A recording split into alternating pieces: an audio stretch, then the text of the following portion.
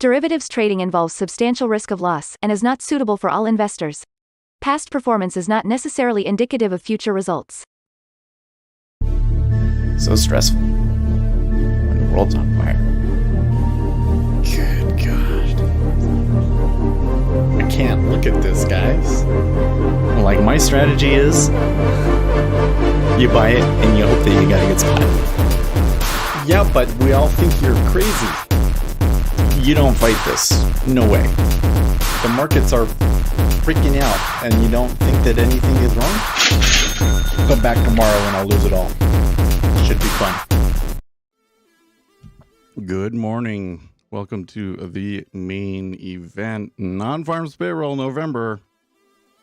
I am so hype for this number. It's probably going to come in and just be in line with expectations and all sorts of weird, unexplainable things happen and it's rough.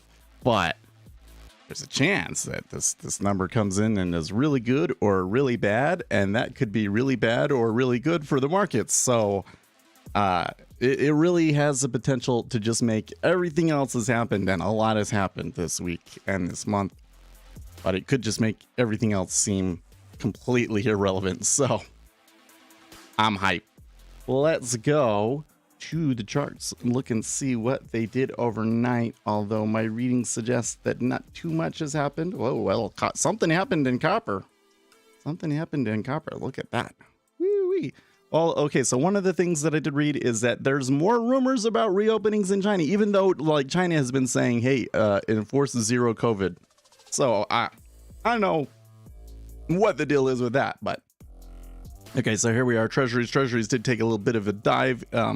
Before we started trading yesterday morning, a little bit of a rise. It was kind of mixed. So right in here, this move up looked like a large meta order, and there was also a large meta order sell. So there seems to be people taking both sides here on this. Although I do suspect, and this kind of happens like between 11 and 11:30 Eastern time, that there is somebody probably from Europe selling treasuries, and we might see that continue to come in, maybe even regardless of what the non-farms come in today. Okay, and we might continue to see that next week, so keep that one in mind. Here's the S&P 500. So basically right about where we were. Oil is rising up above $90 a barrel, opening above, well, we're starting the regular session above $90 a barrel, so that's interesting. Gold and silver got hammered yesterday, but they are rocketing back higher. So, and like I said, copper. So that might be because of the dollar and the yuan. So here we got the dollar coming. I mean, dollar's still pretty high, off of yesterday's high, but still pretty high. And the Bitcoin having another little pump, I guess. They've been shopping in this range, like a $1,000 range now in Bitcoin. Like the volatility in Bitcoin is just like completely gone. It is so weird to watch. So that's where we're at. I will go through the numbers just real briefly here. So we are looking for a U.S. private payrolls consensus forecast 200K. Average hourly earnings 0.3. Also, we're going to want to look at the unemployment rate. Which one? Where's the unemployment rate here? U.S. unemployment rate at 3.6%. And there is also the labor force participation, which they expect to be flat from last month, 62.3. All of these numbers matter. Everybody is diving super deep as they can into it. We're gonna have a day, and I think this is one of those days where, like, say it comes in line with expectations and we think, oh yeah, like nothing's gonna happen then, right? No, this market is still gonna be volatile, so be advised, not an event that I would want to be holding contracts into, right? All right, so I'm gonna blow my nose here in a few things. We've got about 5 minutes.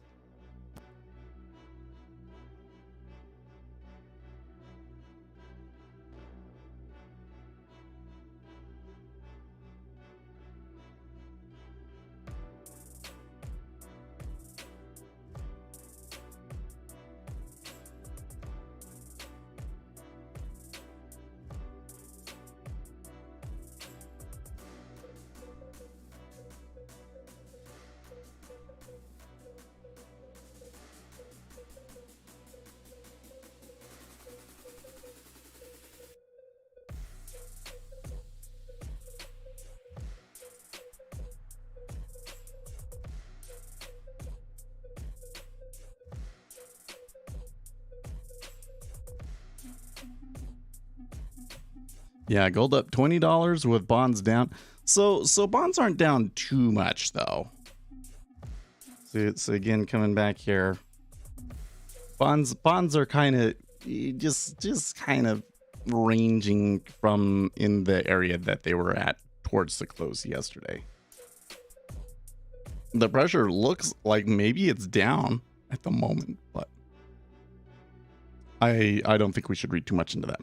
But the gold and everything definitely moved. So I think what's going on here is that, again, we continue to get rumors from China that they are going to abandon zero COVID policy, even though, like yesterday, Chinese officials said that they are, or rather, Chinese official told local authorities to continue to enforce zero COVID very strictly.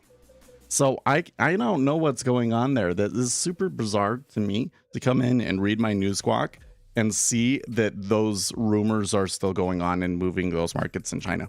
But I think that part of what might be going on here, and part of the reason why gold in particular has not done very well this year, is because China is still in lockdown.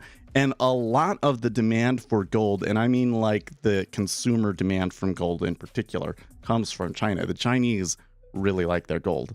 Okay, so I think that's why gold has kind of been underperforming as an asset. Like, it should do good during inflation, right? And it hasn't been. But if we get back into a situation where China is opened back up, but we are still seeing inflation, then maybe we have a situation where gold could outperform. Yeah. But we'll see.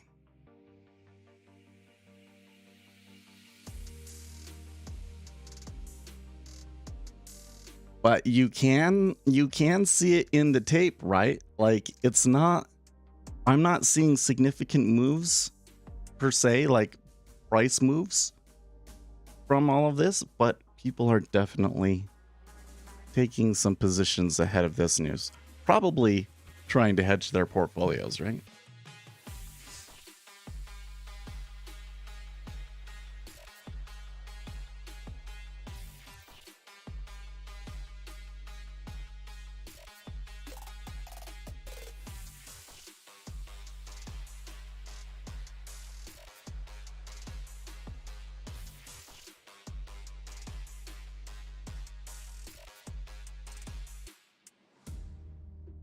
Ooh, yeah. Flippers screwed as mortgage rates more than double in 10 months is the most recent story on there.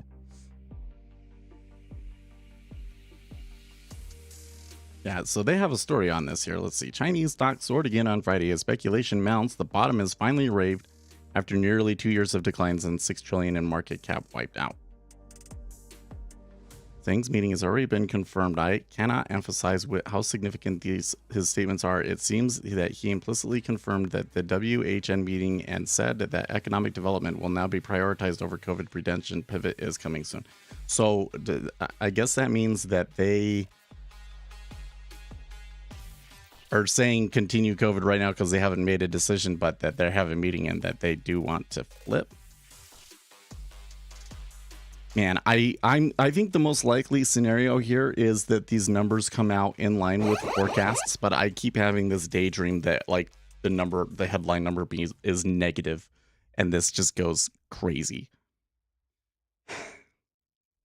I've got to temper myself. Hands off. Hands off. This is going to be a little crazy.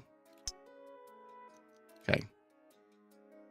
261. It is above expectation. That is no good. No good. I think that the downside potential on a good number is less than the upside potential on a bad number. But so that's what we got. I think that we probably will see a really sharp move down, maybe a little bit of continuation and building an early low though. Woo!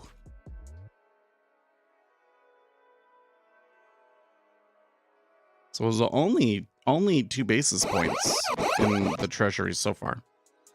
It's coming back.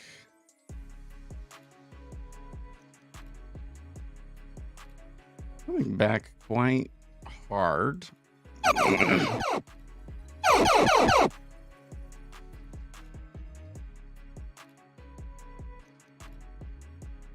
So let me go through the numbers here.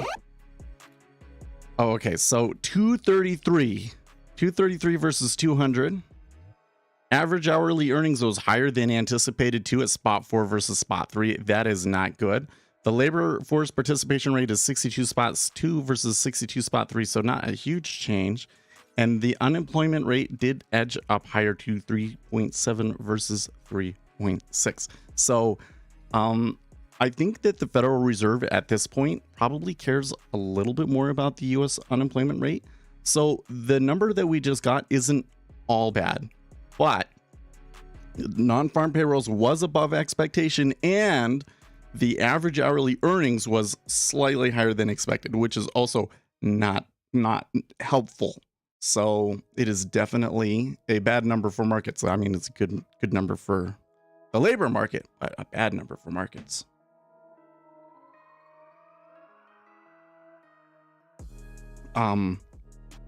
I think that this sets us up. Well,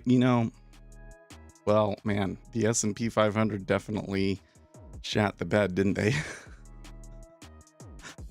3710, the low there. Pretty extreme volatility too. How has 6,000 traded at 17? Wowzer. Wowzer.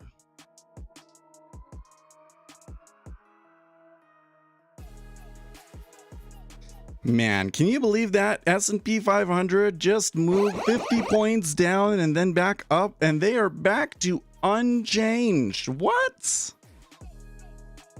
Pure insanity, man.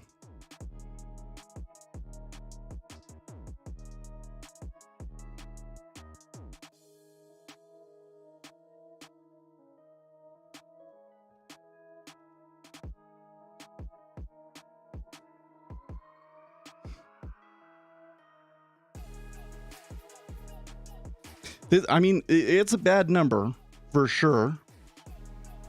I think the thing was, like, if this number was good, then it would have been like a game changer. This one is kind of like, oh, okay, now I see why Jerome Powell was kind of like trying to avoid pumping the markets, right? But it also puts a lot more pressure. Puts a lot more pressure on that CPI number next week, right?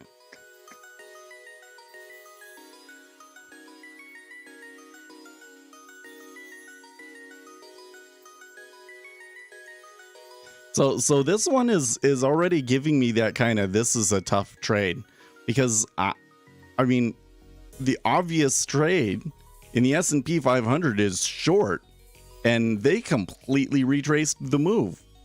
So I don't know, 37.40 is not a bad price to go short, but I don't know if they're going to be able to make new lows. It kind of looks to me like all of the when that event, or sorry, I'm not going to say it kind of seems to me, but what we often see off of an event like this, it's highly anticipated, but isn't like super off of the expectation, is you get like this big explosion in volatility as all of the hedges and everything kind of come off. And then you get this really difficult sideways action. And I've often found myself in this situation, short ES or whatever the deal is, maybe having gotten like overly excited and shorted down at the lows or something like that, and frustrated that it's not coming back. You know what I mean? And you're seeing that in the treasuries too. Look at the treasuries, almost, well, the yields are not moving that much, but it looks like that the treasuries are on their way to retrace the move as well. So which is more important, new jobs or unemployment? I mean, unemployment is higher, which is good for markets, right? It's a difficult question, Kevin. I think that it is the unemployment rate, but I mean, they both matter in this situation, right? The only really useful piece of information I think I can give viewers there, and I think you've heard this one before, Kevin, is that these two numbers come from different surveys, right? The payrolls number come from surveying payroll companies like ADP and all of these. That's why the ADP number that gets released earlier in the week is such a big deal, because it's a pretty big component of what gets into the actual jobs report. Okay, Whereas the unemployment rate comes from a phone survey. So they're calling people up and saying, are you working? Are you looking for a job, etc., etc., etc. So they are derived in different ways.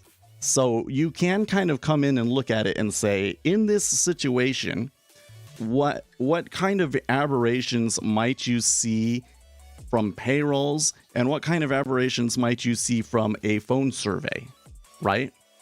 And if you're really into phone surveys, you might be able to see some things from that.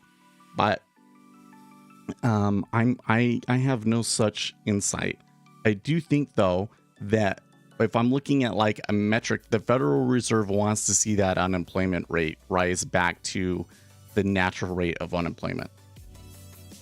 What is, I think that's at 5%, right?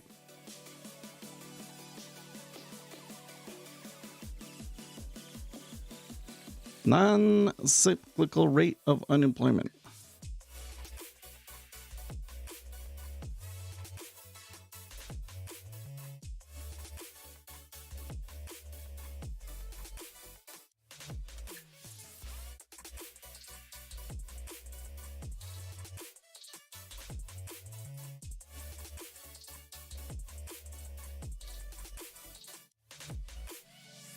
So I think the non-cyclical rate of unemployment right now is 4.25, right?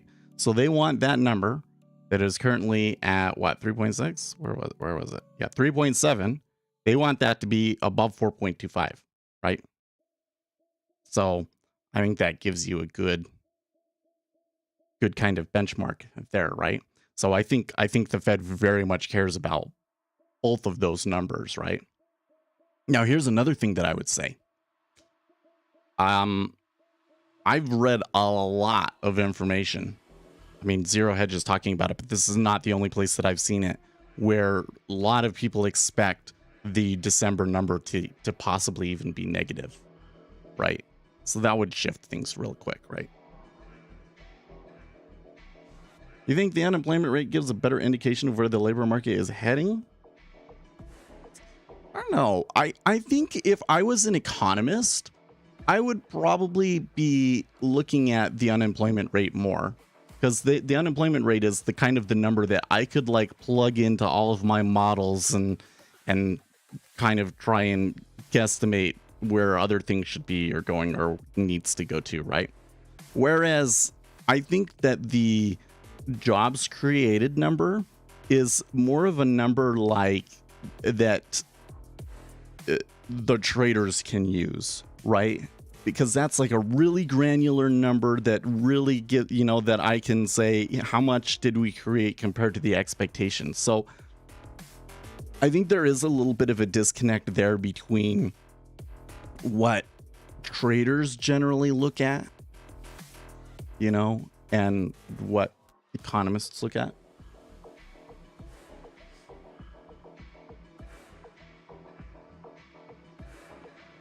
In this situation, it's I think that this is a very, very clear example of a situation where a lot of people had positions hedging whatever going on into this news. And so when the news hit, it was bad. And so you saw the initial hit from the robots and whatever selling it. But now what you're seeing is just all of those positions coming off. So will we go lower or not? I'm not sure. I will note, though, that the 30-year is pushing its lows. So we are seeing some really weird stuff going on in the treasuries. So like when I see the ZB down at its lows and the other two not, I would think, oh, okay, things are steepening, but the knob spread has not actually steepened. At least not by very much. So that's a little weird. I think though, I was super hype. Like I said, I kept having these visions that the number came out and it was negative, and I just like my mind melted and it was just like so crazy, and no, it didn't happen. Didn't happen. But it was, you know, like if we had gotten 150, That would have been pretty big deal still too. So having 233, I don't know. That's a really interesting number, actually. I mean, in the long run, the number that we got is probably more interesting. I mean, it keeps things more interesting, right? Because it means that the labor market is still strong. It's not so strong that we have to like completely freak out, but it's not helpful to us trying to solve the inflation problem. It means that, hey, maybe that path to a soft landing is still there, but maybe that is that the Fed just has to be that much more aggressive. So, you know, I think that is all kind of reflected in what we're seeing here in the S&P 500. It doesn't look like the market is coming out with like a key, like, oh, okay, because that happened, the S&P 500 should really be going to 3,700. Or, you know, sometimes people get ideas like that and they just trade as many contracts as it takes until they get to that point. Doesn't look like that's what's happening. It just looks like everybody's hedges are coming off and it's just chaos. I do have to say, though, that initial move, man, 50 handles on the S&P 500 was pretty wild. Yeah, I think over 300K would have crushed the market, but this together with higher unemployment rate is still acceptable. Yes. Like I wouldn't even say 300. I would say if it had been over 250, 260. So like we got the highest number that the market will probably accept without flipping out. Isn't that funny? I don't know about all of these conspiracy theories that they want to keep everything looking good for the election. Like Zero Hedge says that all the time, and I'm like, what proof do you have that can even happen? That the people at the Bureau of Land Labor Statistics have Joe Biden breathing down their neck, telling them, "You better give me a good number," yada yada yada yada. It's like prove that that's the conspiracy, and so many people online are saying that too, man. Like every time this comes up, people bring that up. Well, if I was trying to manipulate the number, I think that's what that would be a good place to set it at. It's just slightly above the market expectation, but not so high that it really freaks them out. Yeah, I think so. Gold moved up on that news. Oh yeah, that's really interesting. Good catch there. I mean, I probably wouldn't have caught that until like the top of the hour when I kind of look over all of the assets. But even though the treasuries moved down pretty hard, well, and the thing is it looks like to me that gold did move down initially, but has reversed. Gold is moving higher in contrary to everything else. I'm also seeing like the 6J kind of moderated, the 6J moderated, the dollar moderated, right? Like at first the dollar just like skyrocketed up there and then has come back. So it looks like we are kind of getting a little bit of a disconnect between the treasuries and the currencies, which often happens around jobs numbers, right? Because a good jobs number is generally good for the currency, but it's going to mean higher interest rates.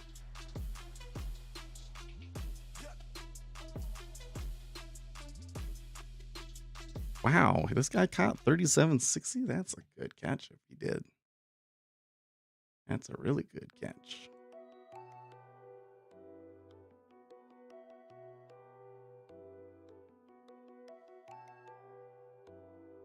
This song sounds like a song I would hear in Metroid.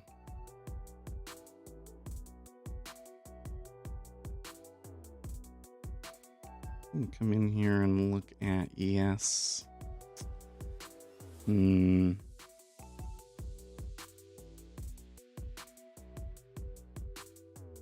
does look like the NASDAQ took it on the nose harder.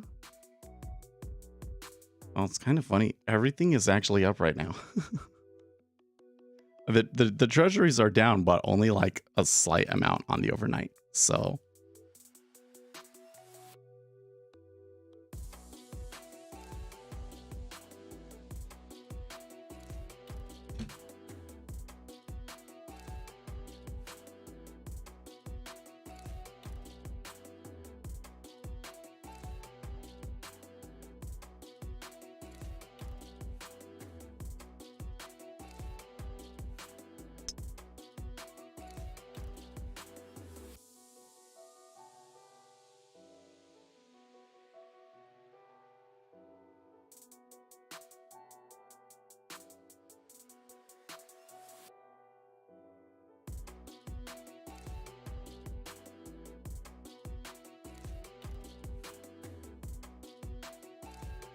I am looking at this now.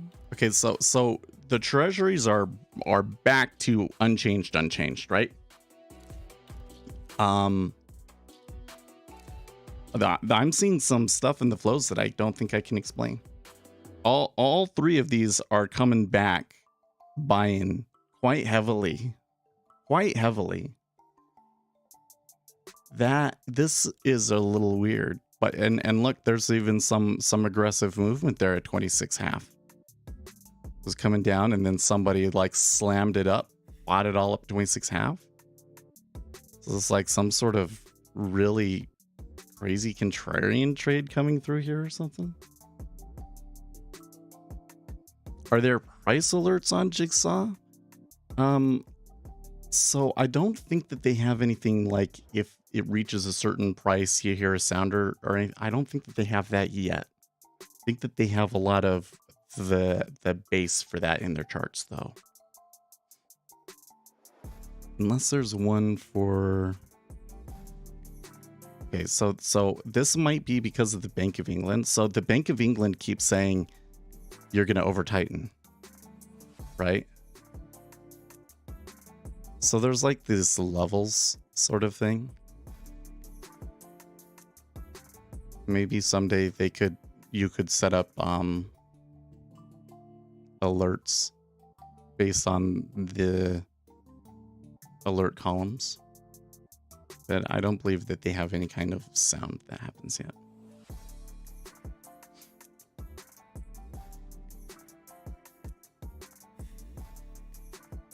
Kind of funny. I still export these files so that I can load the levels in here. I just like, because you have to do it manually, I just never bother with it.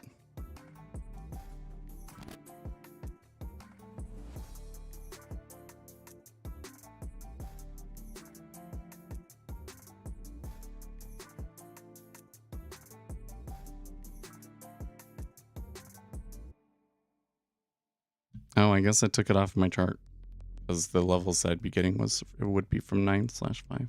But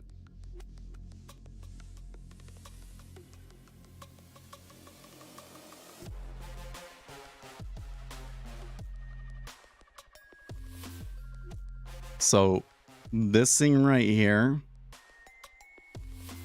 when it was happening, it was like, okay, that's a pretty aggressive flow, like something crazy is happening here. When that flow kind of stopped out and it's come back really hard. So that may have just been like a stop run sort of a thing.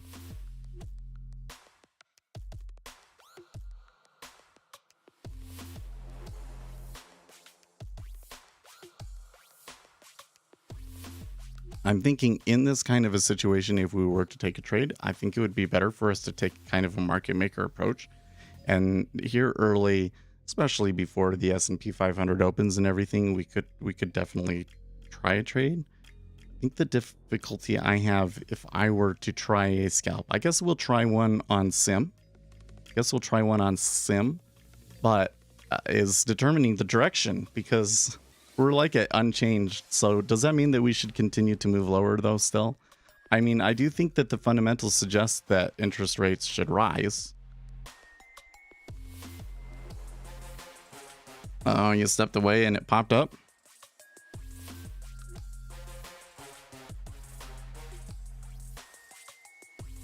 So this is another thing that difficulty that I have in these kinds of situations, is that a lot of the times you'll just get these freak contrarian trades that come out.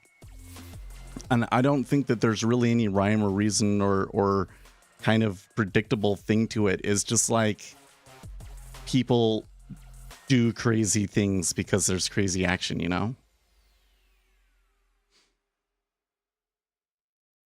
I guess you might be able to come in and say, okay, so that news wasn't like a trend day or anything. So now what would be the most crazy thing that we could possibly have happen after that? Oh, how about we come back to unchanged, you know? And then they trade it and make it happen.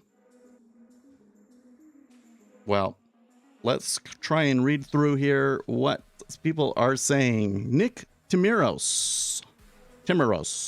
This This is probably a neutral report for the Fed, which will in any event have another month of data to look at before its December 13th through 14th meeting. Hiring continues to run at a steady clip, but is below the 400K monthly average this year. Wage growth neither decelerating or accelerating.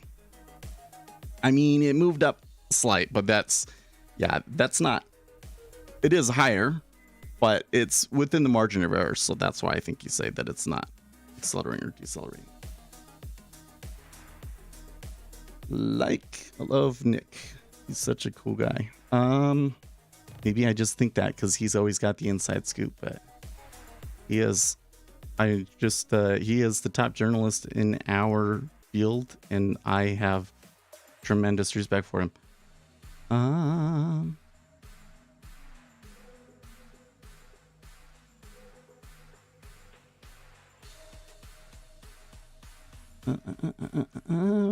Scrolling down here, seeing if there's any other. Oh, okay. Joseph Wing saying something before the open here.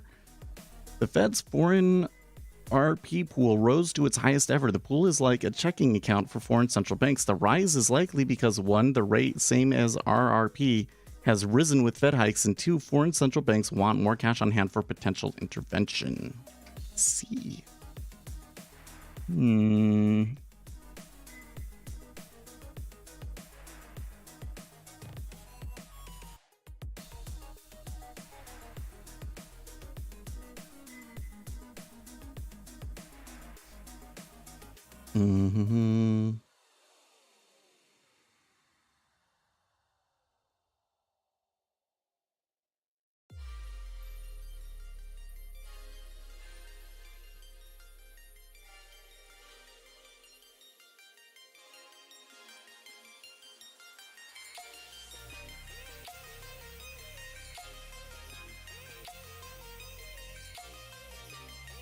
Okay, so I'm also seeing some. I'm going to read this comment from Brannigan Barrett. He's giving. Sometimes he talks technical stuff that's nonsense, but he's talking about the yield curve and he's saying some really insightful things. Arguably one of the most hawkish Fed meetings for 2022, and yet longer dated yields well inside last week's range. Also one of the least volatile weeks since early September for bonds. All this can be explained by the 2- and 10-year spread, which is currently negative 60 basis points. What we are finally seeing is money flow back into duration on the notion that a recession is looming and the Fed will have no choice but to stop hiking. For now, we continue to see aggressive flattening with the 2-year driving higher. Given what we have seen this week now, it makes sense to start buying longer dated bonds given the asymmetry. An okay non-farms payroll or beat won't move the needle much for longer dated bonds given recession odds rising, but weak number will vindicate those betting on a recession. It's time to be a buyer of long dated. I would tend to agree. And we did see eventually the spreads move up. So we did see steepening.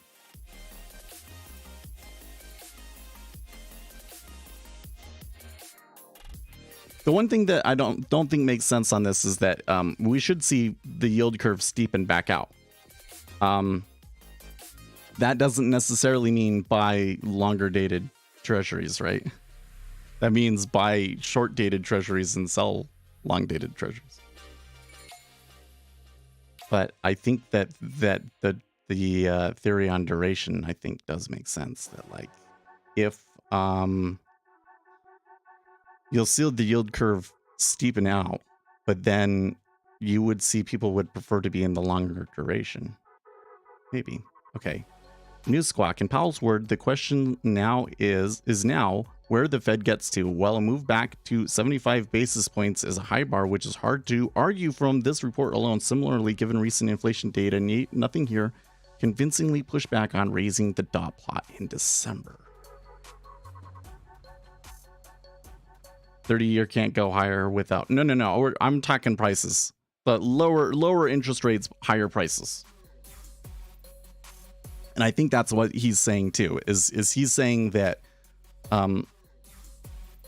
it's been an aggressive week. The bonds have been pressured, but the 30-year has actually kind of lagged a little bit.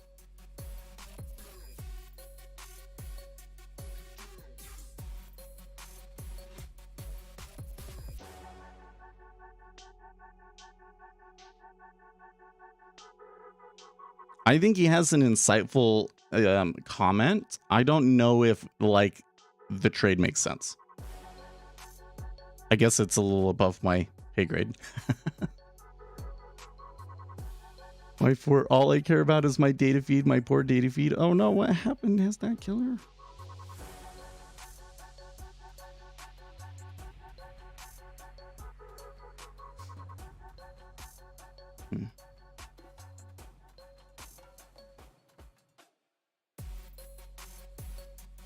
Forex Live tweets, Canadian dollar suddenly has everything going for it. The story at forexlive.com.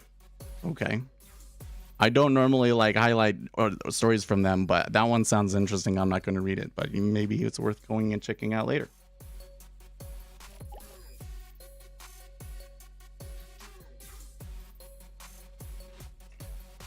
Is a Bank of England's bill still speaking?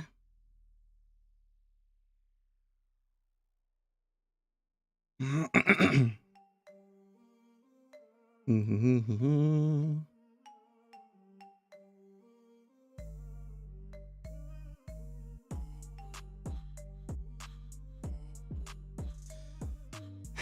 know, the other thing that I keep forgetting is that there's an election on Tuesday, man.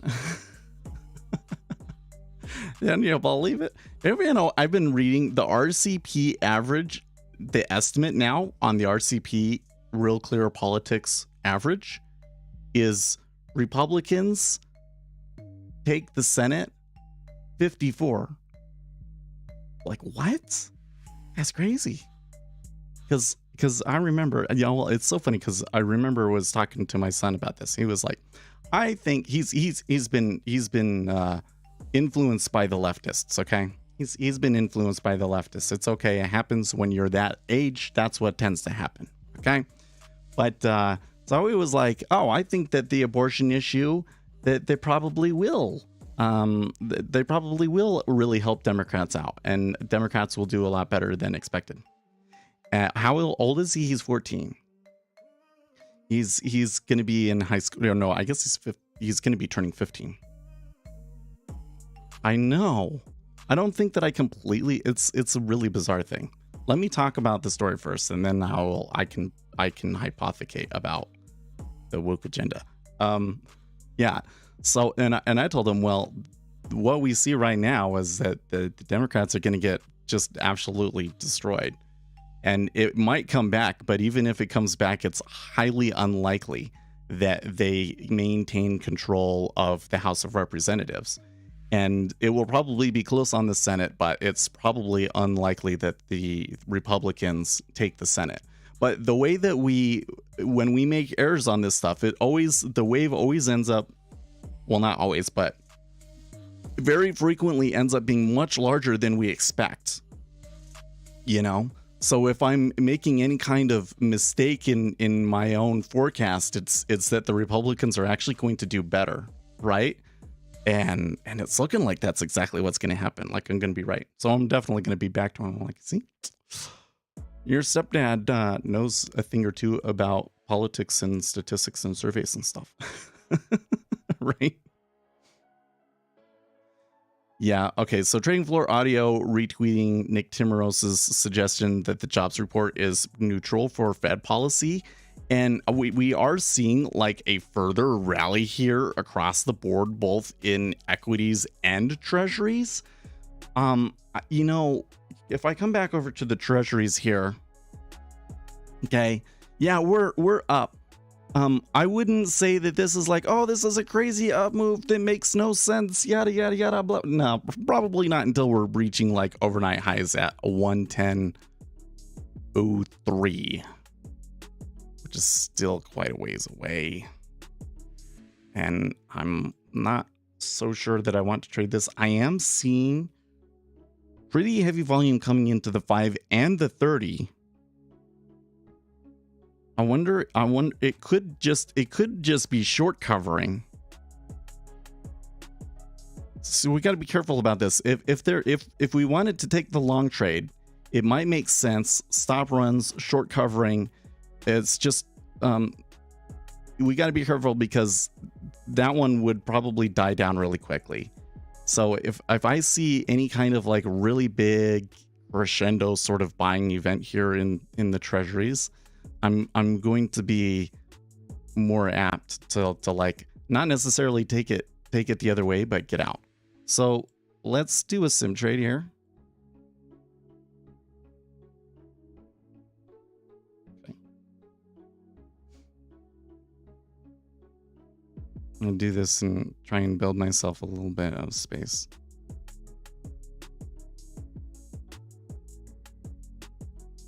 $30 half is fine.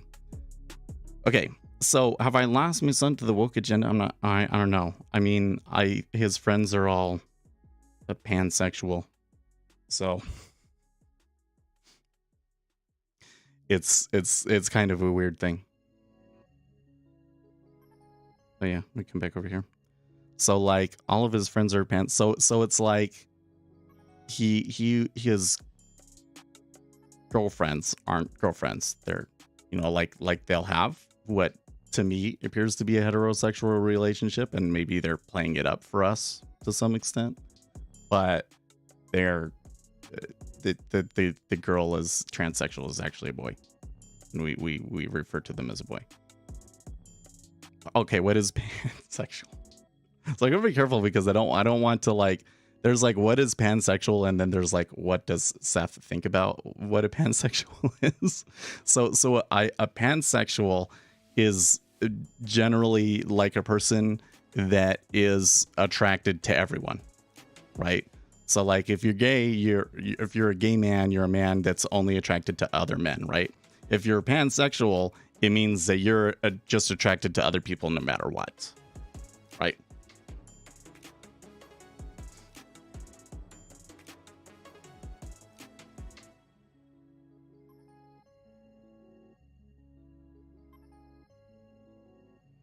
So the reason why I say like there's my opinion of what it is, and then there's what it actually is. By the way, that was a pretty good pullback there, but it's continuing through. To me, it's kind of like a way to be a part of the LGBT movement of sorts without actually like really taking a hard stand on something, you know, like you're part of the movement, but you're not necessarily like gay, right? That's what it looks like to me a lot, but they don't think that. And I think that they're being genuine about that. I don't think that they're like lying to themselves about that. I think that he does think that he's attracted to everybody, but it's kind of like this is going to be the interesting thing is like, okay, some people say that this stuff is all just a phase, right? That kids are being influenced by social media and so forth, and that it's a fad, and that when they get older, that they'll all just, you know, go into regular marriages and have kids and stuff. I'm not so sure that it's quite that simple, although I do think that there's a lot of a fad to it, right? So the interesting thing is going to be like, what does he do when he gets older? Does he actually go and have kids or not? We'll see. But like when I look at his personal opinions, they don't all fall hard on the left. There seems to be a lot more of a nuanced, I'm trying to take the middle ground kind of approach. So I don't think that he's like completely lost to the woke agenda per se. Man, this is awfully volatile now in the treasury. I sure am glad that I didn't try taking a trade with my live account, because this is just seems like this is all over the place. Weirdos. Well, I feel like, you know, so here's the question on my end, right? Is what does Seth do? Right? So clearly you have a kid that's being influenced by ideology that Seth doesn't necessarily agree with, right? And I think that the knee-jerk reaction would be like, oh my gosh, this is so terrible. We've got to take him out of school, prevent him from ever talking to these people ever again. Yeah, you know, like that's what I want to do. It's like, no, you can't go and you're only 15. You can't be going and having sex with people. Having at early sexual activity is a strong predictor of lots of other problems in life, sort of, you know? But then I think about it and I'm like, yeah, you know what? If I clamp down hard on it, I don't think that that would help anything. So the approach that I've been taking is just keep a really close eye on things, because for a while there, it seemed like he was like on the verge of, or like really depressed and even thinking about killing himself. So like I keep a close eye on things, but I have to just trust that he figures it out on his own. Disavow. It's haram, disavowed. You ever seen this? One of the things that I think is really weird, not really weird, but I guess it's what I would expect. But okay, so Andrew Tate, he thinks that it's, I'm not going to say he thinks it's okay, but he talks a lot about like, okay, if a man goes out and cheats, like it's expected and that's what men do.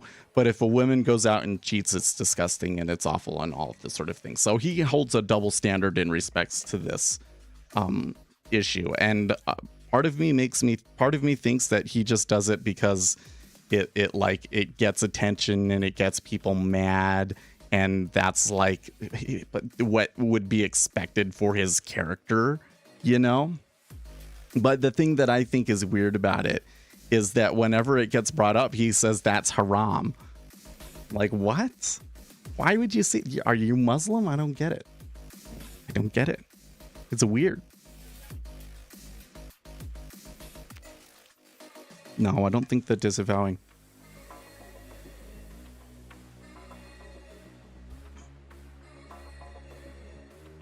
I have like limits. I don't think that I don't think that any of them watch my YouTube at all.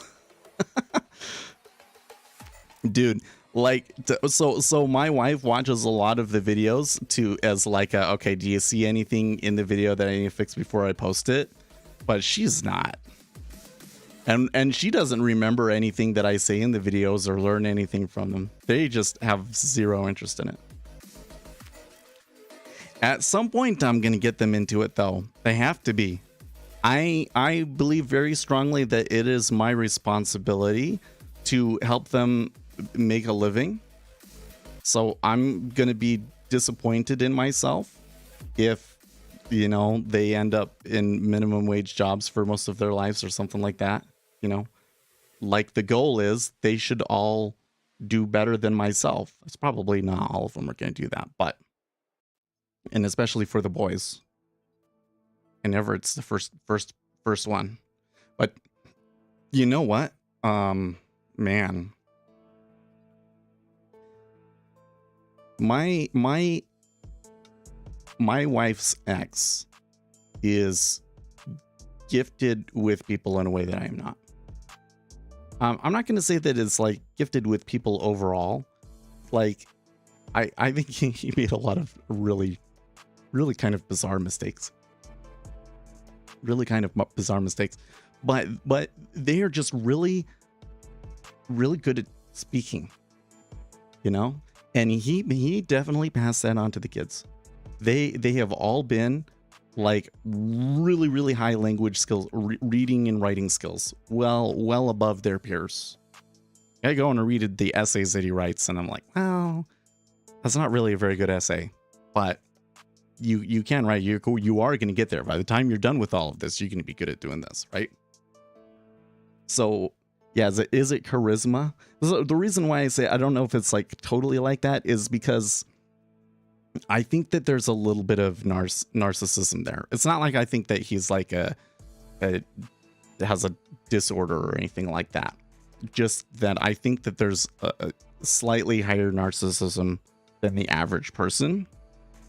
And that kind of results in like short-sighted decisions that in the end undermine your gift for gab. You get what I mean? You get what I mean? At least that's what happened with my wife, right? But so if with that in mind, if that's where their mind is gifted the most, then probably the right job for him is lawyer, right? And when we talk about lawyer, it sounds like he likes that idea. He doesn't like the math. It seems like maybe he's more likely to be a lawyer. I'm like, well, there's a lot of downsides to being a lawyer too. It's a lot of sitting and studying things and reading stuff, right? So we'll see where they go. But the younger boys, I think are like me, like father, like son. The genetics, the genetics has such an impact on your mind.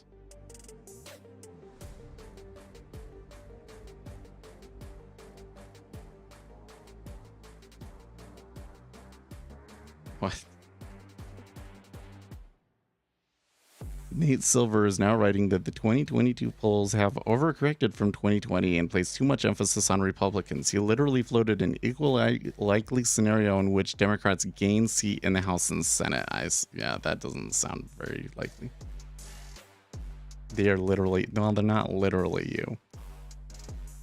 I think that Asher may be more ADHD than me. And I think that both of them are picking up some really strong traits from their mother. Traits that I think will probably help them overall. But also traits, I think that one of the things that I'm going to have to do, or that's going to be a struggle, is getting them to be out there. You know, they're going to want to turn inward all the time, right?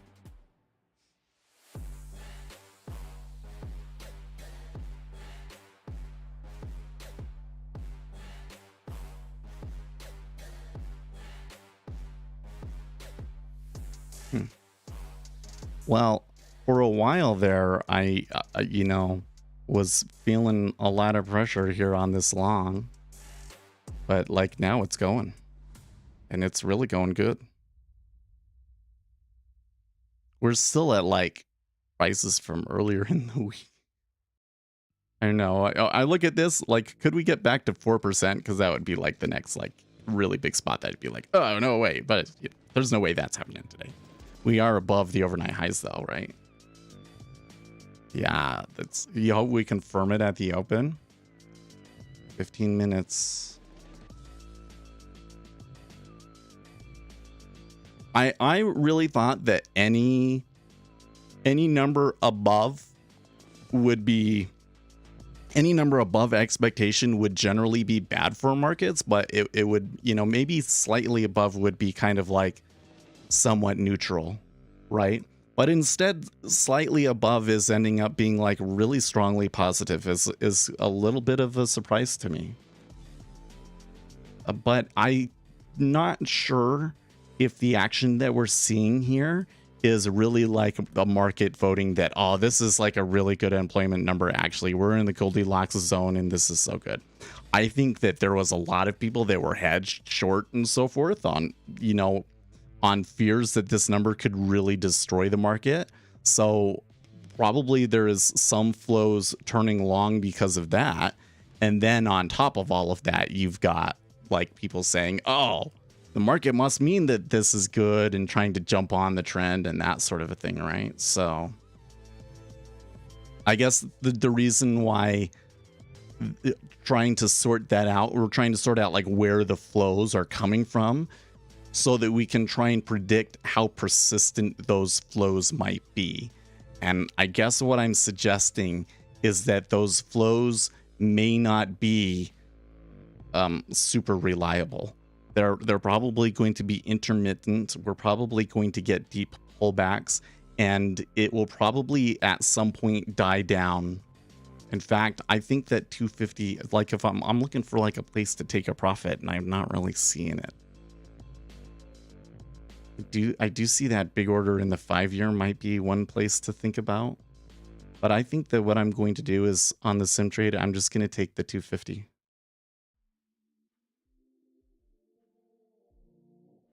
Yeah, highest level of, were we really highest level of puts? I remember earlier in the week, or was it last week, them saying that, but I don't remember about yesterday. Don't remember reading that yesterday. Could be though. I'm kind of interested to see how this plays out if there's another stop run on the highs in the treasuries here, right?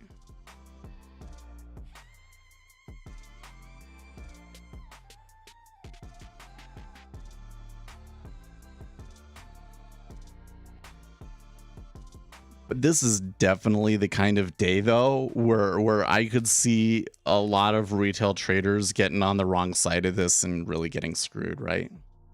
Because the simple model, this is where I really think that our channel does a good job above practically everybody else that you're hearing out there talking about this stuff. Because once you understand that it's about the flows, right? The mistake that a retail trader is going to make is they're going to say, okay, if the number is good, then the markets are going to fall, and if the number is bad, then the markets are going to rise. The number was higher than expected, ergo, market should be selling off. So I can totally see a retail trader coming in here and being like, well, the number was bad, we should be going short, I should be selling it, yada, yada, yada, right? Well, when we take an order flow view of markets, we can say, okay, there's going to be people speculating or people that are reacting to changes in perceptions about future fundamentals and order flows. And in this situation, they're going to be buying, right? Because they said like it's kind of even, right? What does that really explain us moving up? Not really, right? I could say it's neutral. Maybe that should be buy, but maybe I could say it was above expectation, so people are going to sell overall. But then there's other order flows that we have to consider. There's all of the people that were hedged going into this. There's stop runs. There's, clearly a lot of people got caught short because they did go short, like they did sell this on the initial move. And so the technical kind of flows end up pushing this higher. So when I say technical, I mean order flows that have nothing to do with fundamentals, right? They're not based on like past price movement or anything. They're just not based on fundamentals, right? And then we can kind of understand these flows and maybe even predict what they're going to do, right? And so far, I think that the action that we're seeing in here, it very much lines up with what we expect the flows to be. So if we're seeing people that were hedged taking positions off and stop runs, then what we should see is a very slippery up move with very deep pullbacks. And that is what we're seeing. We're seeing pullbacks that are like 12 plus tick pullbacks, and then it comes back up and goes to new highs, right? So that suggests that we are seeing the flows that we're seeing. So if that's the case, then the thing that we've got to be careful about is a crescendo high. I don't know if that last one was enough to do it, especially since the S&P 500 hasn't opened up yet. So maybe the treasuries will make another further push. But you got to be careful about it's going to move and then come back and it's going to be done. Because the flows that I'm talking about, there are flows that could be short-lived, right?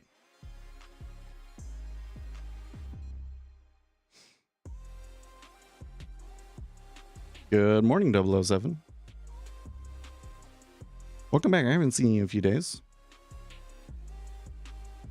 Man, I've been watching the show Spy X Family. Such a good show. I really like these anime that are kind of like parodies of anime.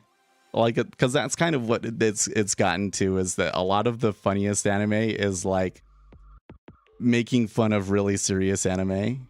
So going all out and doing all of the really serious, two guys have a talk and one of them is like a real badass and they do all this cool stuff and there's all of the stylized action sequences and stuff, but then they're doing it over something absolutely ridiculous. And that's what Spy X Family is. And I love it so much.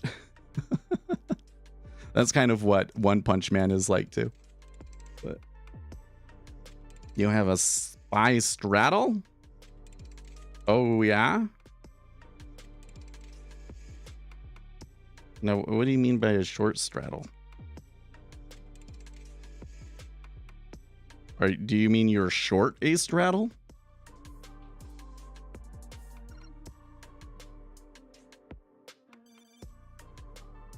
Is it a better parody than One Punch Man? Because I thought that was pretty meh. I don't think it's as good as One Punch Man, but it kind of depends on what interests you in it, right? So what makes One Punch Man so cool is the action sequences. Okay, what's a straddle? So a straddle is an option strategy where you are basically taking options positions on the expectation that volatility outperforms, right? A strangle would be short volatility, a straddle is long volatility. And so it depends on the array of puts and calls that you get. So I believe that it is if you buy a call and you buy it, if you bought a call and a put at like the same price, then that would be a straddle.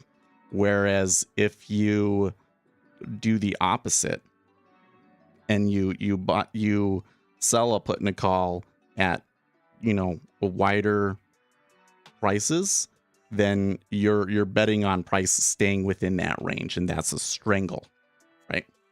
So that's how I remember it. Is strangle is like, you know, don't you dare go anywhere, right? Whereas a straddle is like, I've got both feet on one side of the fence, so that if it goes, it's gonna go and I'm gonna make money, right? So how do you earn money then? So what happens is, now you're gonna make me draw a picture. Gosh dang it! I want to talk about anime, not serious market stuff. Okay, so if we do, this is your profit, and this is price. So that's bet symbols. Let's do $sign and price. Okay, so if this is the strike price that I take my positions at, right? Okay, so if I buy a call, right? If I buy a call, the profit graph looks like this, right? In order for me to make money, the price has to rise by the price of the option that I bought, right? So if I buy these, so let's say that it's 50, if it's 50 strike, this is 50, right? And I paid $1 for it, right? That means that in order for me to make money, it has to go above 51, right? And okay, then above 51, I'm making money, right? Okay, that's what the profit graph of a call, right? And the further up it goes, the more money I make. Okay, then what I do is I buy a put at the same strike price. So the put would be the same thing, right? And the amount that I paid for the put, let's say that it was $1, then we'd be 49, right? So in order for me to make money, it would have to move more than $1. Okay. Now here in this situation, now if I own both of them, if we get to 49, what happens? My put is break even and my call is losing $1, right? So it needs to actually move more than that. It has to. Okay, so you're gonna have one graph that looks like this, right? And one graph that looks like this, right? And then when they're combined, you get something a little more like this. It's a little bit wider, but it's like this, right? So if with my break-even price being, you know, the combined price for the options, so in this case $2, so if it moves to 48 or to 52, then I'm making money, right? And the further away from that place it moves, the more money I make. And that's basically a straddle.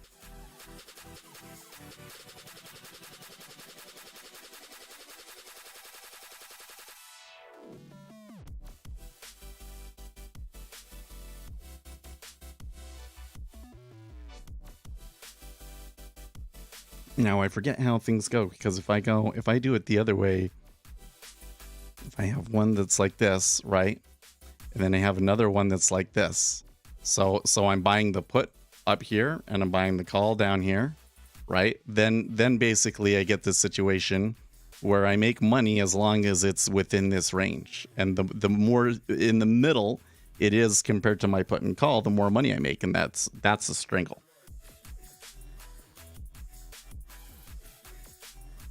Yep. You know what I think is so interesting about options? Maybe it's just me, but like I read a book about this stuff, did read a book about it, and then I also took a course when I worked for Goldman. Somebody asked me that I work for Goldman. Yeah, I work for Goldman in technology. Okay.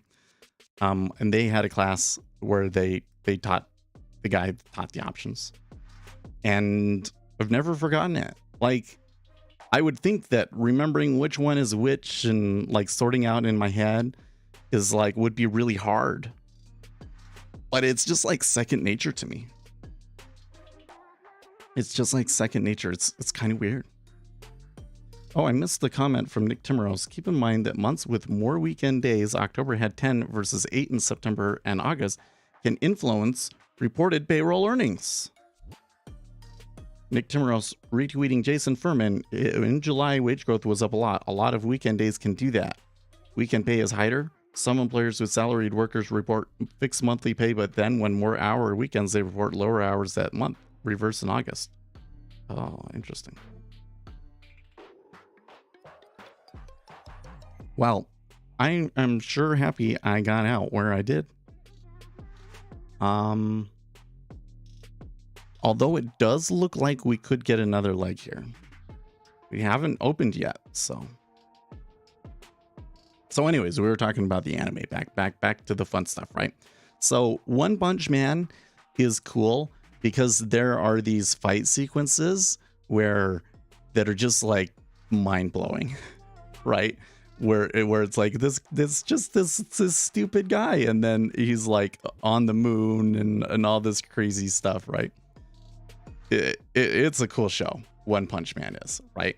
But the downside of One Punch Man is that there's this whole thing of like, okay, there's a superhero league and this hero is this powerful, and so the whole thing is kind of like this exercise in trying to play the power scaling game, so that, okay, there's all these heroes, but there's the number one hero, you don't show who he is until much later, and then so, you know, they're building up the main guy so that then when the hero defeats the number one guy, it's like that much more crazy, like, oh, he's so powerful, sort of a thing, right? That's One Punch Man. Okay. Spy X Family is about a spy who is given a mission where he has to get married and adopt a child and get that child into a prestigious school. And that's his spy mission. And he finds a wife who, unbeknownst to him, is an assassin that works for the same government that he does. And his daughter, unbeknownst to him, is a telepath. So all three of them have their like own motivation to be in the family, I guess you could say. And he thinks that it's just temporary, that it's just all part of being a spy. But like, they're like the perfect family for it, I guess. And so there's all of these crazy situations where like they're going in for the interview with the school, and there is like commotion ahead of that, and so they have to deal with this commotion. And so there's this crazy action sequence, but the whole premise behind the action sequence is that they're going to an interview at the school, right? Or the one that I watched last night was the little girl, as a reward for getting into the school, wants to play a spy game. So they get all of the spies to role play the dad saving the daughter from an evil villain, right? So it's this crazy and really, really cool action sequence that shows how good of a spy the dad is and everything. That is like a sort of action sequence on par with a lot of stuff that you see, like maybe One Punch Man and so forth. But the premise is it's all a game for the little girl. So it's absolutely effing hilarious. It's called Spy X Family. It's called Spy X Family. So I have to warn you about this show. There's a pretty good chance that this show is really just propaganda by the Japanese government to try and get people to have more children. I can't discount the because it's a really well produced show, and it is the cute. Yes, exactly like that. Spy X Family. It is like the cutest anime you'll ever see, man. It's so funny. You can watch it on Hulu. So if you have Hulu, you can watch it. I think that's because they get it from Crunchyroll and some other anime site. But yeah, like I think it's on all of the major anime services. But then a regular person, you can get it on Hulu. So yeah, but it'll probably make you want to have a family. And I've been watching it with my wife, and she enjoys watching it because of that element too. My favorite part of the show, though, like the part of the show where I'm like, there's this one thing that this show does that every anime does, but like the way that they do it is a cut above everything else, is the facial expressions of the little girl. So the little girl is like 6 years old, I think, and when they do like the anime faces, they are like so hilarious. It really is funny. I wonder if I can find them.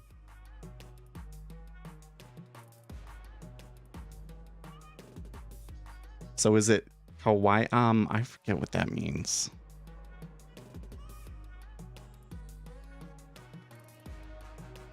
I have to go to Urban Dictionary to look this up, huh?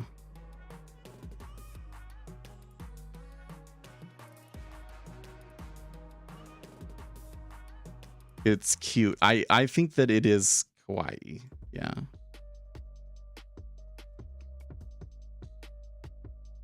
An adjective in Japanese meaning pretty, cute, lovely, charming, dear, darling. Yes. Yeah. It's kawaii. Actually, how do they categorize it?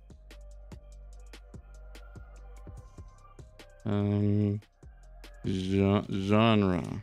What do they call? What is the genre? It's definitely comedy, right?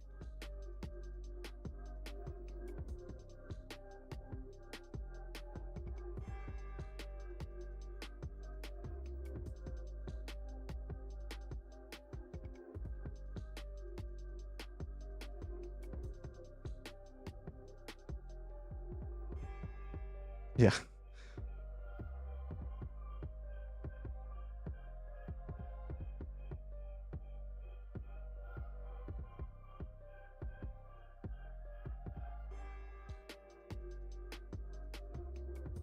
There you go. Oh, it's so tiny though. There's a little montage of the different faces that the little girl does. They're just so effing hilarious, man. Oh man. I wonder if I can find a bigger version of that. Or I'll just pull over the Google. Oops. Pulled the wrong tab out. There's a strong buyer in euro. The dollar definitely, I mean, initially the dollar got stronger, but the dollar definitely took a hit there, didn't it? Bitcoin rising, gold rising. Gold started well before the treasuries did though, right? And the treasuries are you know, after taking that long, really aggressive up move, it has sputtered out, right? So man, maybe I should have traded that all. Now, I think that if I had tried trading all of that, it would have been very difficult to have gotten good spots. I think that my initial trade, because I started taking that at like what, 31? I got really lucky there. I got really lucky on that sim trade. So I think I'm still glad that I didn't try and take a retail trade or a live trade on it, because I might not have gotten very much out of it. Anyways, here's more faces. They're just so funny. And obviously, like, it's super cute, but like the facial animations that they do are like so overdone. It's just a really funny show.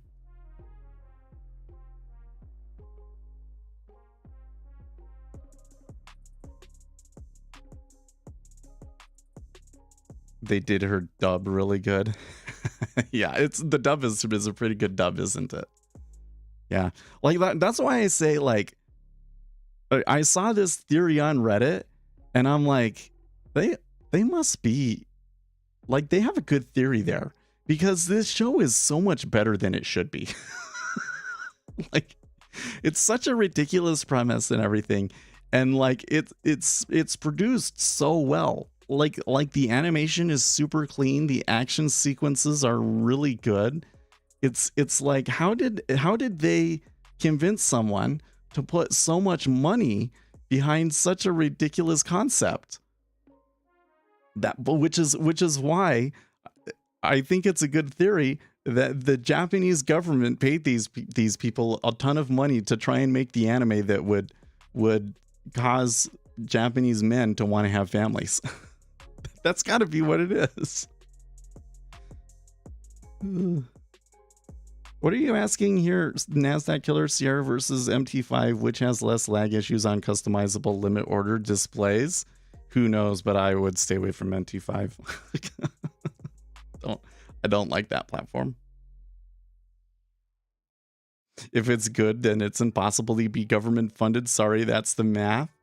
You could just pay a studio to have a really good studio. Man, you want to move from India? We can't even leverage our trades. Like, one of the index futures costs $10,000. Wow, that does suck, dude. And you can't trade US futures. So one of the things that I think is kind of weird is that, like, most other countries, I mean, there's like the Euro exchanges, right? And there's the Chinese exchanges, but like, people in foreign countries, they can just trade the same markets that we are. It'd be a lot harder though, because they have some disadvantages in latency and maybe not having as good of information sources, but zero is okay, but huge learning curve. You know, the learning curve to me on a piece of software is usually not a huge factor to me. I've never in fact, the one time I can think of when I was like, I just need a really simple application to get a job done, was when I first did video editing, and I had used some video editor to just put together some, it was just like combined clips, right? And I wished that I had just gone to DaVinci Resolve and started learning DaVinci Resolve and gotten started on that earlier. So I almost always these days take the hard route on software, and it's like, I want the coolest, most sophisticated piece of software I can find. So that doesn't bother me about Sierra charts. What I don't like about Sierra charts is how haphazard it is. Like, why it's difficult, why it has a huge learning curve.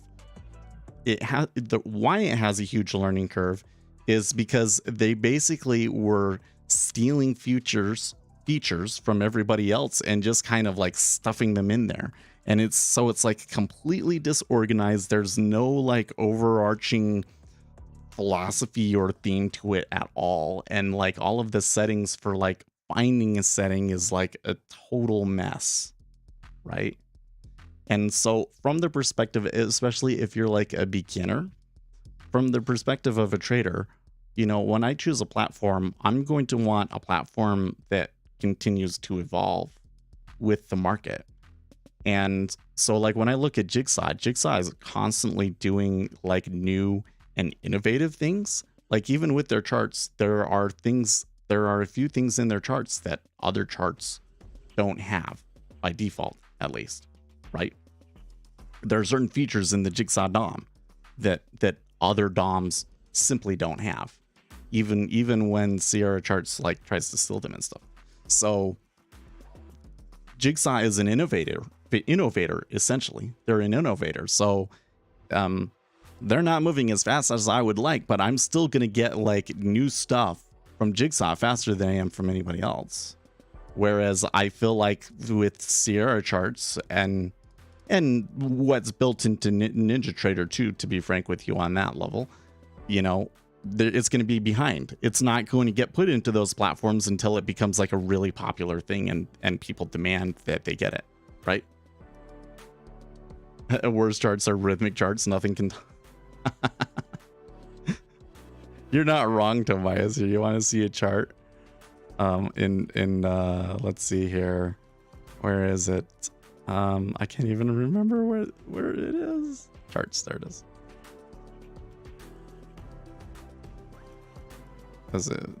Did it open up?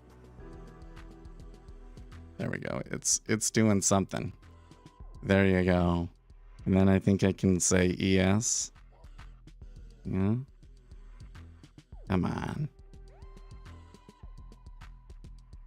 This is that thing that I hate the most about Rhythmic is, I mean, all of the windows when they open up, they're kind of slow.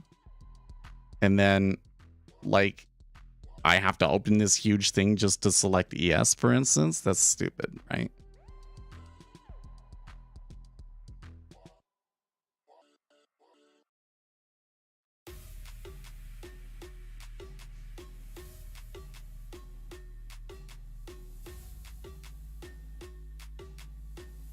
Is that your ping in the footer? That stuff down at the bottom, I think is like the number of messages per second. Yeah. Price messages. Slow computer. Oh my gosh.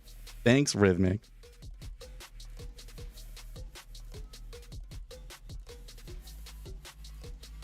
Okay, so Jigsaw versus Sierra charts, the way that I would approach it is this. If you do Jigsaw, you're going to pay $500 up front and $50 a month to actually execute on the DOM. You don't have to execute on the DOM. You could just watch the DOM for your regular stuff, and then you could be using the free platform provided by your broker and not have to pay the $50. But I think that one of the big advantages to Jigsaw is being able to actually click on the DOM and do things like I had screwed up.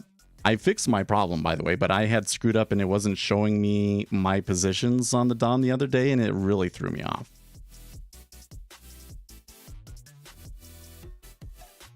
Is it gonna do it or what? Oh yeah, it did do it. Okay, close. There you go. There's your chart in Rhythmic.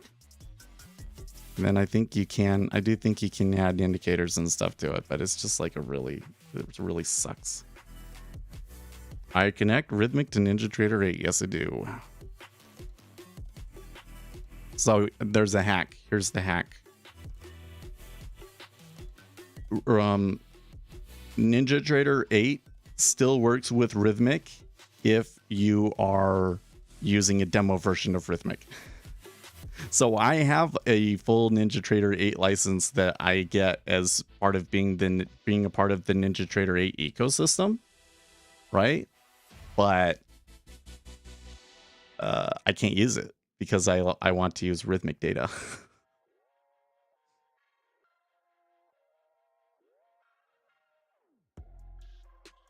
I would still say, like, here's the thing. So, like, here's the NinjaTrader charts. Okay, yeah, I can move things around. They're pretty good. Then here's a Jigsaw chart. Let me pull up a Jigsaw chart because the Jigsaw charts are very new.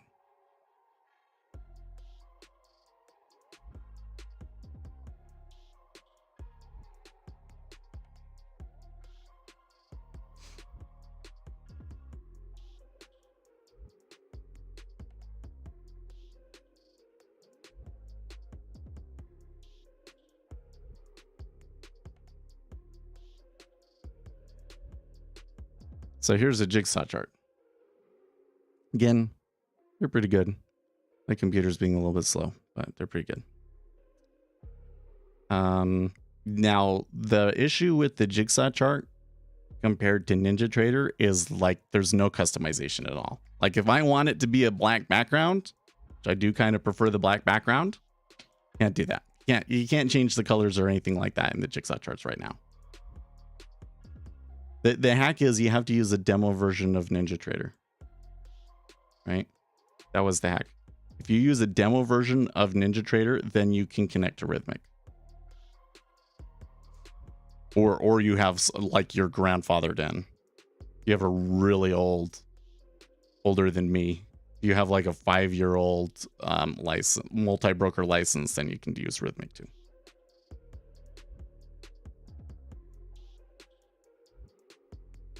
Colin, the greatest rest feature on these. What do you mean by that? Rest feature. Right. Okay. I know it sounds like a stupid hack, right? 007, but that's how you do, that's how you do it.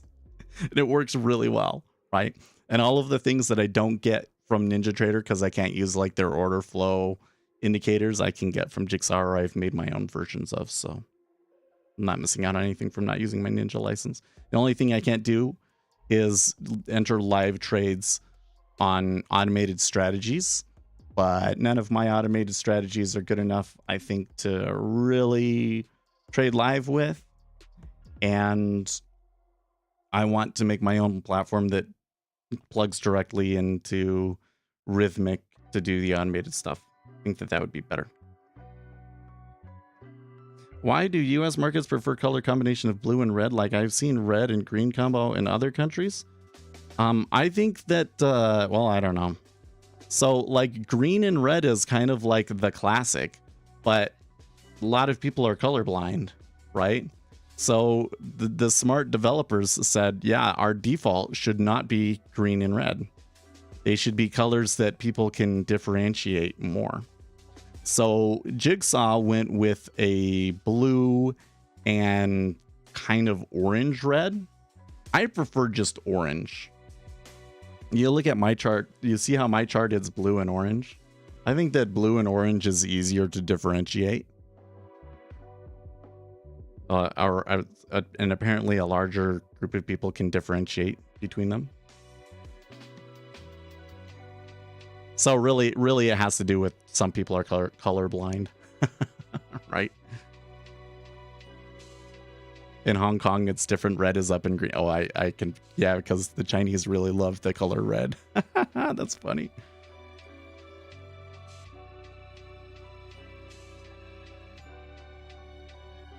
Color is an interesting subject. There's a whole science about colors, how you make colors, the history of colors, the psychology behind color. It's like this crazy subject. And I definitely make use of it. So orange and blue are the colors that the widest variety of people are able to easily differentiate. That's why I use blue and orange on my charts. There's a technical reason for it, okay? Bright green, yellow green is the color that your eye is most sensitive to. That's why I use it in this the Vista chart here, even though I barely ever look at the Vista chart. But it's easier for your eyes to differentiate between different shades of this yellow green. Because, you know, there's trees and stuff. So you could identify different types of trees and stuff. So if I want to be able to see small little changes in the level 2 on this Vista chart, then I use the orange green. That's why I do that, right? I don't think I have anything open with this on it right now, but if there's something that I really want, like it's something that I don't think happens very often, but I really want it to stand out to me, then I use magenta. Because magenta is like maximum red and maximum blue together. And so it's a weird color and really sticks out to your eye because of that. So magenta is also a special color. Yellow and magenta, oh man. That actually would work really well together. Yeah, because they're complementary. They're on opposite. Like magenta is basically maximum yellow. So like if you set up a little screen where it was like the screen is white, or sorry, the screen starts out black and it just shows you a yellow dot, and you stare at that for long enough for the rods and cones and stuff to become exhausted, and then you flip it over to a completely white background, you should see maximum magenta, right? My chart are transparent. I don't need to. Okay. Just do the outlines. I have been told by many people that like that the colors do bias you, and so it's better to just use solid candles, like they're all white but up and down are colored or not colored, or you do a chart that just doesn't really show you anything about if it was up or down per se.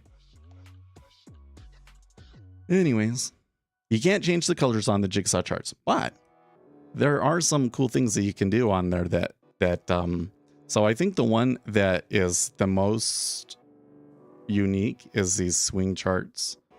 So a lot of people really like these zigzag indicators, but their zigzag indicator will show you the total change in volume, the total change in cumulative delta, which is kind of cool. I actually know how to program this, and I was always like, yeah, but what would be the point? And I never did it. But you can make this in NinjaTrader. It's just you have to keep track of the individual bar delta for every bar, so that when because for the zigzag charts, you have to modify previous candles sometimes, because it might have shown that there was a zig there and then it actually wasn't, and so it has to redraw it and show that it wasn't. Anyways, that's one of the things that they've got. And then they also have the footprint charts, footprint stats, volume profiles.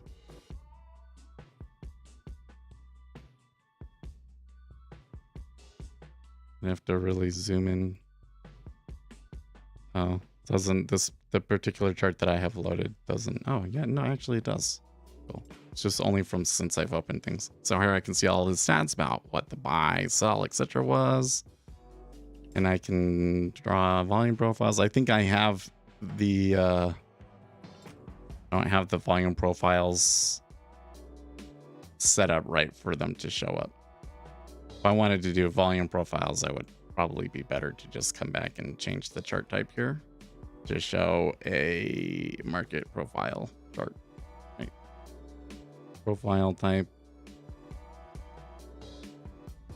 just volume, draw mode, boxes. Okay. Da, da, da, da.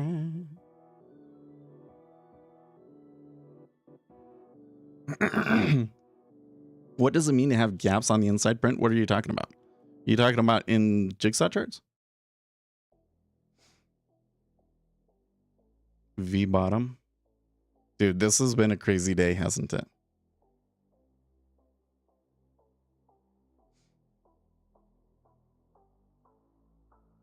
Red and blue stands as color of US flag, so I don't think it has anything to do with that. But so some charts, so like on Jigsaw's Vista chart, you can see a gap in the middle, and that means that the spread has increased. So I don't remember where I saw this or what gave me this kind of thought or prompting, but it was like a really, I really was like, oh man, that would have helped me so much to understand the two-sided auction nature of the market. So like you have an auction here, right? There's limit sells and limit buys, and then those are matched up against the market buys and the market sells, right? So what happens, it's a two-sided market. So what happens if you're getting a lot of market buys and a lot of market sells? The spread just increases. So it's always a two-step. I mean, most of the time in these treasury market, if one side moves up, then there's quickly forms some bids there, but it's possible. If you're really getting double-sided market orders coming in, the spread just increases. So what you're saying, there's gaps on the inside print that makes me think about, is it showing something to do with the spread or something? So I'm not sure what you're talking about. But there can be some weird things on some platforms, especially stock platforms, where you'll get bad prints, and the way that the platforms deal with that is weird and stuff. But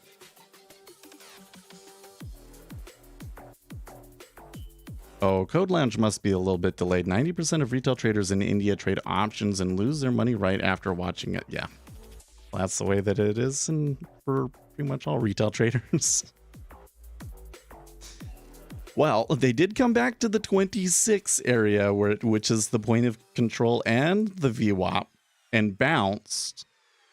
I do see the volume in activity in the treasury market, at least, flattening out. But I also see the dollar's still moving pretty good. I mean, the price is still moving. And gold looks like it wants to break out higher.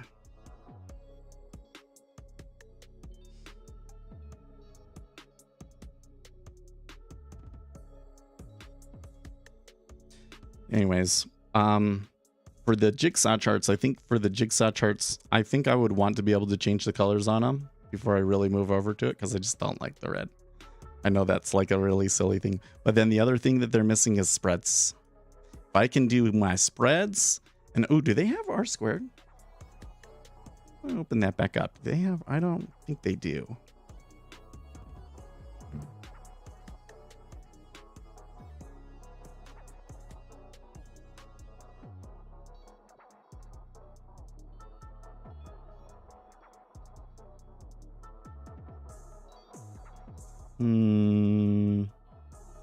Okay, let's move it over here so that I don't have to have my head completely turned.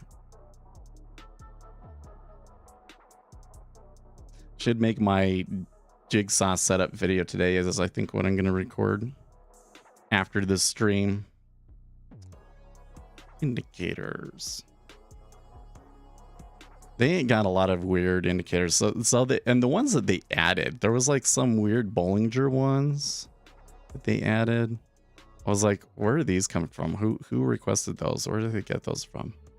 Like one that they have that I thought was really interesting that they had was Elder Impulse. I did a bunch of back testing based on an Elder Impulse, and it was actually really good on a short time frame. There was some problems with it, but I remember it back testing really well. But I want R squared. Doesn't look like they have it. I think I would want R squared on here too.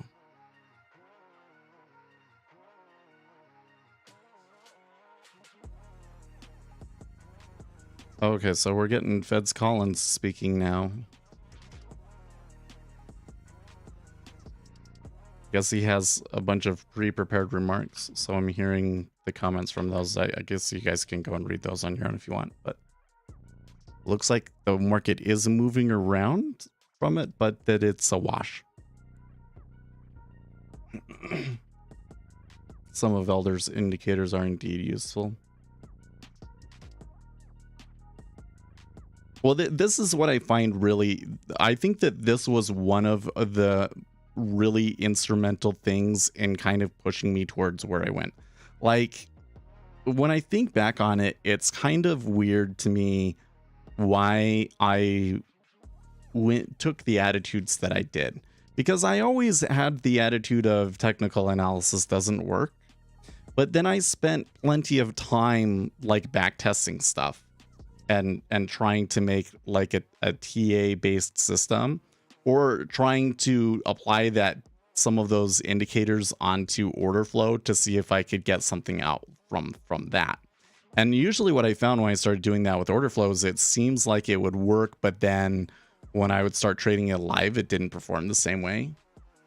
So usually what would happen. So I think there's some issues with tick replay and back testing is really what that comes down to. So I studied Elder Impulse, and then another one is Euler's stuff. So that I forget what his first name is, but there's this guy Euler's. He has like his big indicator is the Mesa indicator, and there is actually some real science behind it. Like this guy was smart. He did some math and he applied it into technical analysis very, very effectively to make indicators that adjusted for he made indicators that account for lag and aliasing effects in the markets. So when you go and you use his indicators, especially his moving averages, they do perform better. They do straight up. Like the super smoother is the best moving average that I've found. HMA and super smoother are the two best that I found, but it only got you to break even. And that was the thing, is like when you got rid of all of those effects and everything, when I back tested them, they still left me at break even. So I think that all of the stuff that all of the work that he did is still applicable, but it's probably more applicable for like, if you were trying to do it based on high frequency fundamental data, then his stuff would maybe be able to make a good algo. You know what I mean? You have to play indicators on order flow data, indicators on price only. Well, no.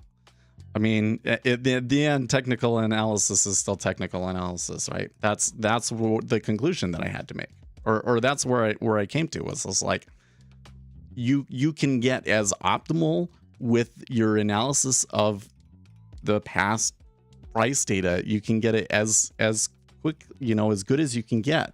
But at the end of the day, what really matters the most to where the market goes is what the next set of orders are going to be. And the past data doesn't predict that very well. The past data can kind of get you to break even, but even when you're applying it on order flow. And what I found with order flow was just that they had more variability than your standard technical indicators, which may be what happens when you have a technical setup that is just not as commonly known. So basically, it'll work for a long time and then it won't work for a long time. Maybe you could sort out some sort of hidden Markov model to determine when to use which strategy that I haven't gotten into, and then maybe it becomes more useful if you start to apply machine learning methods to it on top of it. But just the TA on order flow indicators alone, again, there's problems with it. Like really, a part of it is like, what kind of strategy do you actually like? What do you want the behavior of your performance to look like? Aliasing effect, I thought I would, no, it totally does it in markets too. Because there's a minimum resolution of a price change, right? And so some indicators kind of deal with that, and that aliasing can cause it to be delayed, essentially. So he uses the same sort of methods that you use in other ways, in other fields, to deal with aliasing. So you super sample it, essentially, and make it so that there can be changes that are less than the minimum tick. And his another thing is he has indicators that deal with changing periods. So like he has a CCI that is really good. His CCI is really good because as like the natural oscillations of the market change, the indicator adjusts to it. So you don't have to put a period in. It just sorts it out on its own, which is cool. But I digress. I didn't help you. What do you want your performance to look like? And I think that most retail traders, they want to come in and they want to have consistent performance, and they want to be able to make money every month so that like someday they could like make a living doing it, right? Well, if you have an order flow indicator that works really well for 3 months and then doesn't work very well for 3 months, that's kind of a problem, right? That's kind of a problem.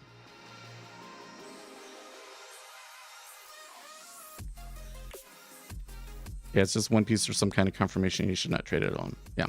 Now, if I was going to go down and I was going to say, like, what is a technical indicator that would be really useful to you, the one that I find the most useful is R squared. Every algorithm that I've ever tested, I've tried putting in R squared as a filter, and it improved the strategy. It improved the strategy performance. Every single freaking one.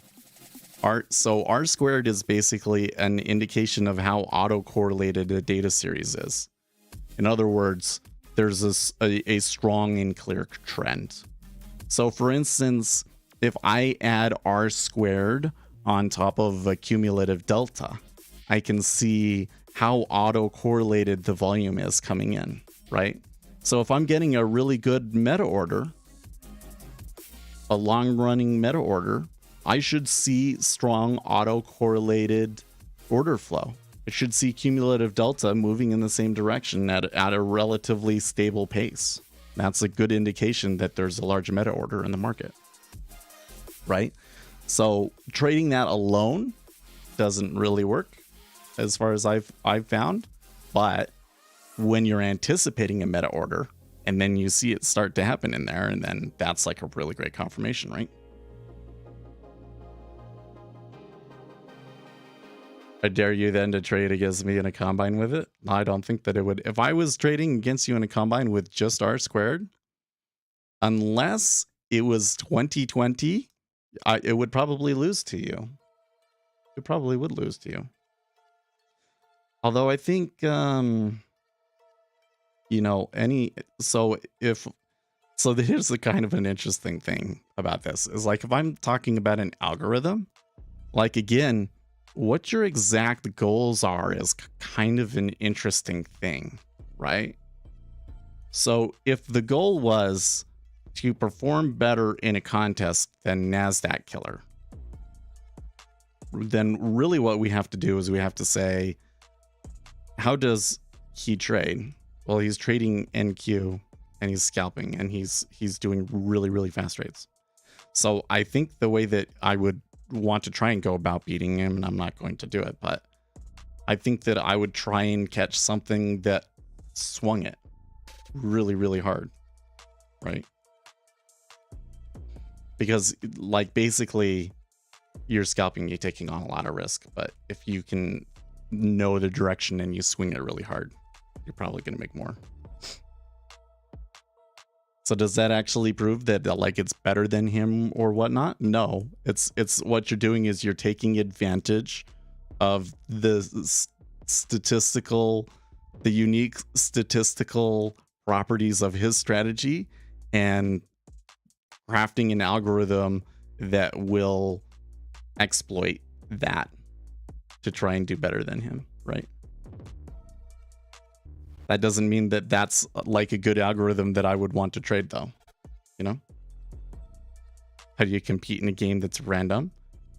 Only trade when it's not random. That's been my solution. The issue in my strategy still ends up being that you can be wrong or slow or whatever. And that's what happened to me on Federal Reserve Day, right? Is I was wrong and I took on a lot of risk on that trade, and I lost a lot of profits off of that. That was a really big setback.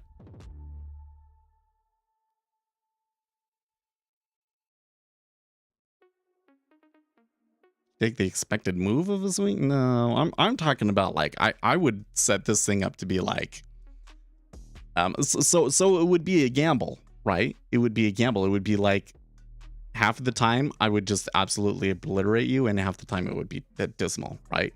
But it would be like, come in and go long today and just hold it for the duration of the contest, right? So if the S&P 500 goes on a bull run here, and more often than not that's what would happen, then it's going to beat you. Unless you're really doing something really super risky. That's why like trading competitions are kind of not very good, right?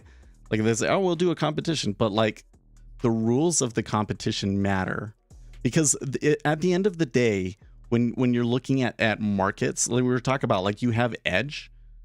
If you go and you backtest a strategy and you find a strategy that works, it's more likely that you have found some sort of error in your backtesting system, or some sort of error or curve fitted thing specific to that market.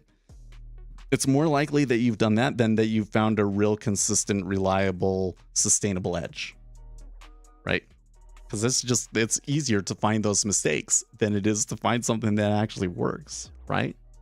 So when you do a competition, it's easier to win that competition by doing something cheesy, right? So like your typical stock market competition, which is like you can hold 10 stocks at a time and we trade, and you can trade for a month, and you can buy and hold, or you can day trade, or you can do whatever you want to do, right?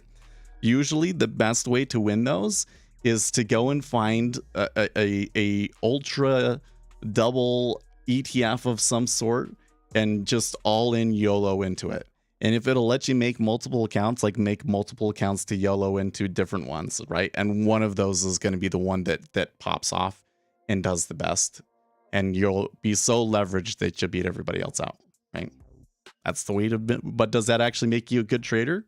No, right? Because if we really wanted to do a contest, like what would be the ultimate measure of performance for people to compete in, that we can say, yes, if they pass out this, they're a good trader, and probably they should start their own hedge fund, and they have an edge that's sustainable and so forth. It would have to be a risk-adjusted return over a 5-year period. So, yeah.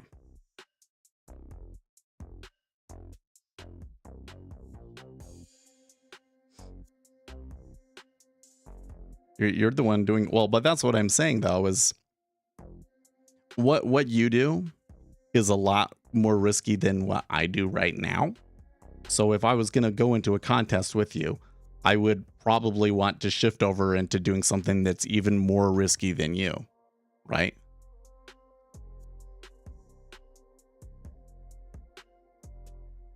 That would be the easiest way to win. It's just that, you know, maybe it's a 50-50 as to whether you win. Right? So it wouldn't prove anything, would it? It would, like, at the end of the day, you'd be like, well, yeah, but you only won because you did X, right? That's why I say, like, the true competition is risk-adjusted returns over a 5-year period.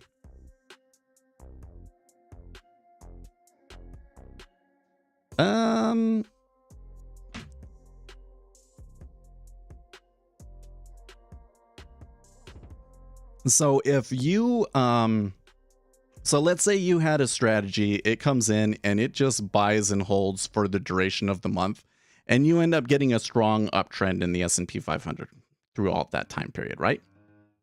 And then you put that up against somebody that is like trying to scalp through every swing.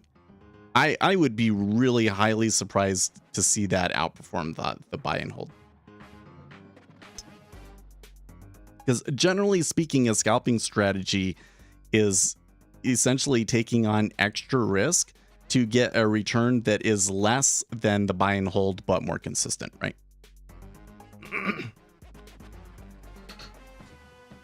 If the CPI data is good next week, I think this market is going to explode, but I'm a bit suspicious. I agree with you. So if I come in here onto my Forex Factory chart and I look at CPI, I see core CPI month over month, the estimate is 0.5. So last month they were expecting 0.3. Oh no, there was 1 month it was 0.3, and then the month before that, after that it was 0.4. That was last month. And both of those came in at 0.6. So now they're saying 0.5. I think they might actually hit it. I think the CPI data could be good. Then treasuries came right back up there to their highs again. It's still moving. there's decent volume behind it in the 10 years as well. Although it looks like it's being driven more by the dollar collapsing further. Okay, so on Zero Hedge this morning, one of their for subscriber only stories was about all of the money that foreign governments are parking in the reverse repo facility stuff. So basically, and Andrew Yang had a tweet about it. There's basically saying like these countries are basically holding money in there as like a checking account, so that if something crazy happens, they have the liquidity to be able to come in and intervene in markets. So if this non-farms payroll ends up being not so bad, and the CPI, I think that the CPI will be okay, because there's a lot of reasons to think that this report is going to be cooled down significantly from the last report. Okay, so let's just assume that CPI does well. Then a lot of the risk in this market is gone, isn't it? Right? So then those foreign governments won't need all of that money. So they're converting it back over. Hence, they're selling the dollars. So maybe that's what's driving this market. Because I'm not sure if the volume that I'm seeing is like from the treasury itself, right?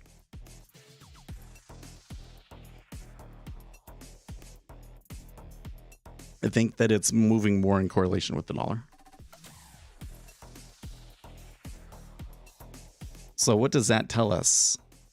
Well, so if the primary flow that's driving the treasuries right now is coming from the dollar, and it's coming from those countries moving things out, we'd have to consider how long it will actually take them to do that, essentially.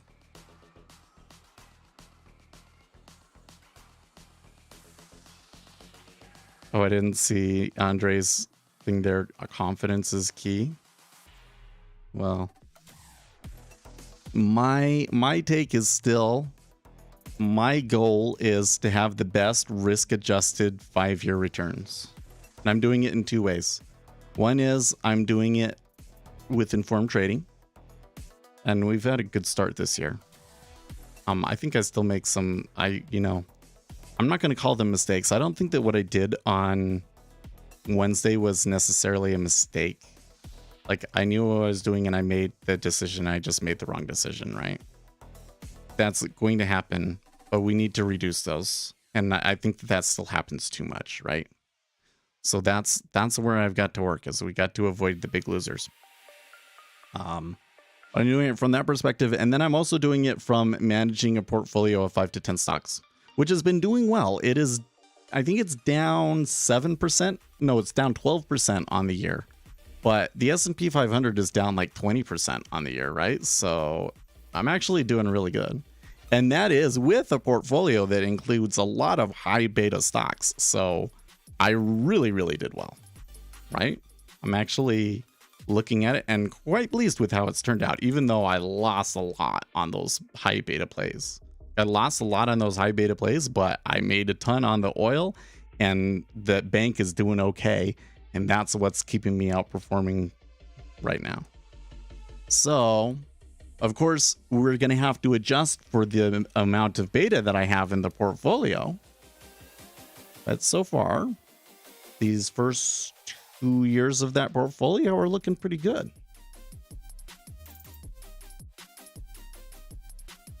And I am kind of starting to think about things like,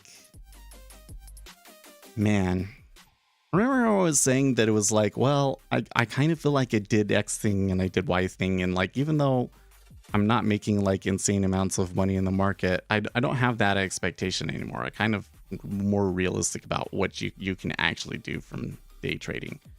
And I don't want to come in and just make a ton of money from taking on crazy risk unless I really have a ton of money to risk, which right now I have real uses to put those things into, like if I was to, like, let's say that the YouTube channel took off and all of a sudden it was making like hundreds of thousands of dollars a year or something like that. I would be investing almost all of that, because there are things that we need to do with that. There are things that I want to do with the world and stuff. So, I mean, like kids go through school and, get involved in companies and invest in things that need to be invested in, right? So it wouldn't just be blowing it all. But maybe at some point we get to a point where we can just blow it all and I can do some YOLO sort of stuff. Like come in here today and say, buy it. All right. Or the kind of trades that I take on the sim all the time, right? But anyways, yeah.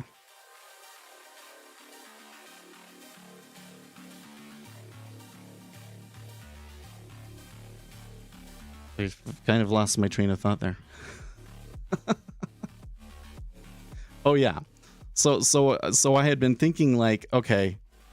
So one of the things that had happened was, well, I did good, but I needed to go back to sim, and it was like, well, yeah, but like, what's the point? Like, I'm not learning anything from it. And you kind of come back to this point where it's like, okay, like just trading these tiny lots. Am I learning a lot? I think I am. I think I'm getting better. I think that there's still, but after a few years, it is going to kind of be like, well, either this is just not working, or like, I need to do what it could be. This is just not working. And I need to have another really big paradigm shift. Or it comes into like, well, this is working, but it's not all that great. Or I mean, it's, it's not going to make you a millionaire or anything. And I need to move on to the bigger thing. Right. And what's like the bigger thing? Well, I think for me, it's managing money for other people, isn't it?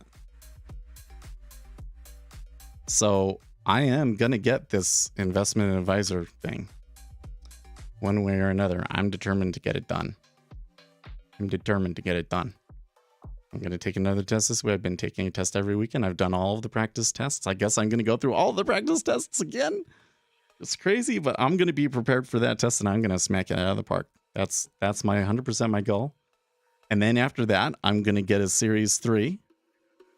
And then after that, I don't know what it is, but maybe there are some other ones that I can do to like start funds. And I think that I'm supposed to start a fund. I'm not sure if that's what I'm supposed to do, but that sure seems like that's where it's headed, isn't it? Right?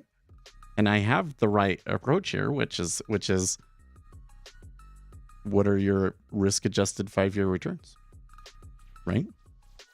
I think if I was doing a fund, though, it's kind of like, again, the point of this whole thing that I'm kind of trying to paint for you guys is that what a retail trader typically thinks of in terms of performance is not necessarily the way that an institution thinks about performance and so on and so forth, right? They're thinking about, what are my exact goals? What am I trying to do? Because if it's just like, I want to make the most amount of money, you're probably in the wrong spot. Like if you want to maximize the amount of money that you're going to make, probably you should be in venture capital, right? That's where the biggest potentials for gains are. You can make a ton of money like scalping futures and taking some risky trades, but really good chance that you blow up along the way. So that one doesn't really work out, right? But all of those things are really hard to do. So what do? You kind of narrow your focus. So you say, okay, my goal is to give you direct exposure to interest rates, right? So what matters more than anything in that scenario is how I manage the portfolio. How I execute when people put more money in. If it's supposed to be like a long only bond, then my expertise is when people put money in the fund, I go in long into the bonds or whatever, and I execute that efficiently. And that's basically what my job is, right? It's a lot easier. It's a lot easier, isn't it? Right? You narrow the focus. I think that's where we're headed. Well, we'll see. I have been trading pretty good. It sucks that we had a loss on Wednesday, but I have been trading pretty darn good this year. And I think that we're kind of on the precipice now of like just 2 or 3 good trades and can be to the point where I'm doing the things that I know, or like where I can take on a little bit more risk, right? In situations where I know that I'm safe and can get away with it. Yeah. Bitcoin is jumping out here, man. Bitcoin is doing really good today. There is not a single thing on my watch list down now. Treasuries are still the smallest, only slightly up. My biggest winners, though, are copper, silver, oil. Oil's doing really good today.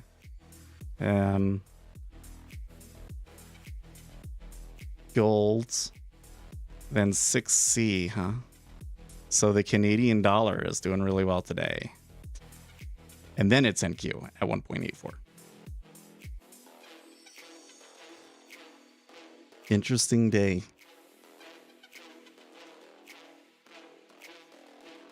So, something we have to talk about. We were really anticipating this news event, and I said it probably makes almost everything else seem completely irrelevant. So was that correct? I think it does. I think this kind of makes all that stuff that Jerome Powell did on Wednesday and everything kind of not matter.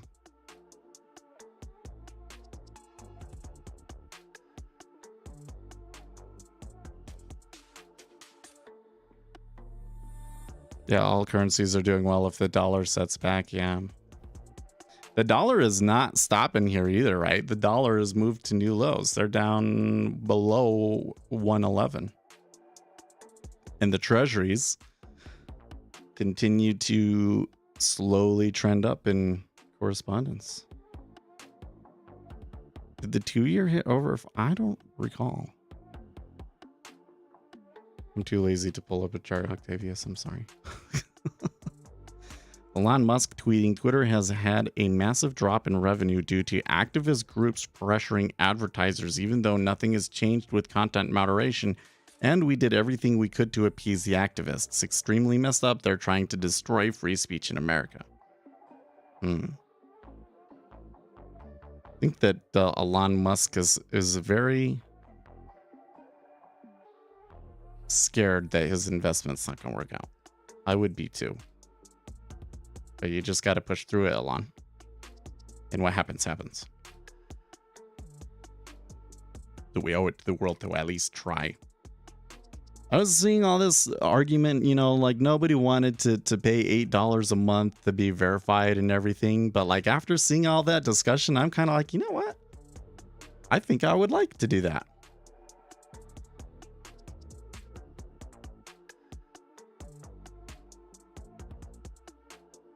Well, as I'm watching this, I'm kind of feeling like, well, I don't want to be in trades this late. I'm going to be doing stuff today, so I'm not going to take a swing or anything, but it kind of feels to me like a pullback could be an opportunity to try and get in and continue riding this trend. And I wonder if next week we can come back up here to these highs from a week ago.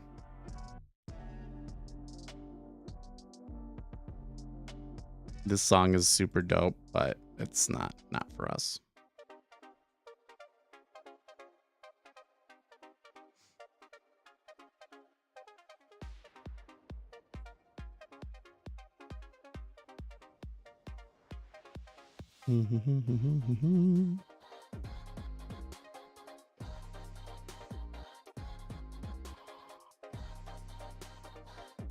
You know, speaking of 5%, Octavius, an interesting thing that I saw is Nomura, who has been pretty good on the interest rates and is tended to lead the market.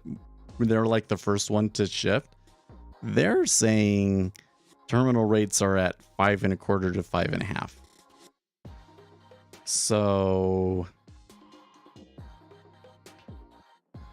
I don't know. They seem to think that rates are gonna continue a little bit more. Feds Collins, there's a slim chance demand moderates without an unemployment surge. Well, it definitely, I don't think that there's a slim chance. Demand has moderated because people can't afford shit, right? The best remedy for high prices is high prices.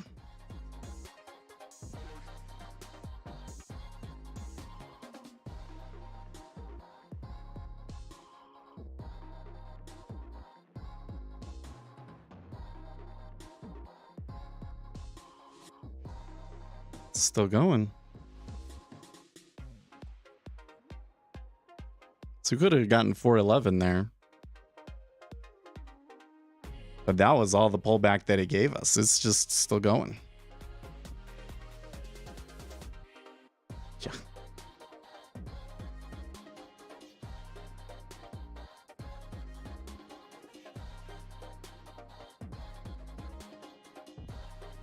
I mean, we got 30 minutes. I might be able to make 10 bucks here somewhere if I'm lucky, but I don't want to try and swing it, right? But actually, to be honest here, when we had this pullback back to unchanged, I thought it would be done. So this strong push in the dollar. Quite unexpected to me. But another thing is that like when the dollar is what's moving it,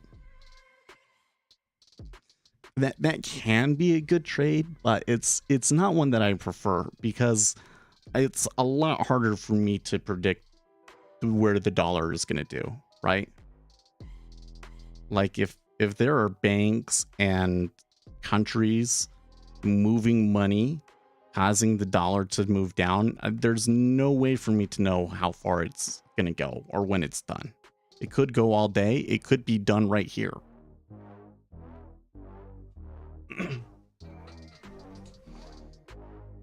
Collins is still saying stuff, by the way.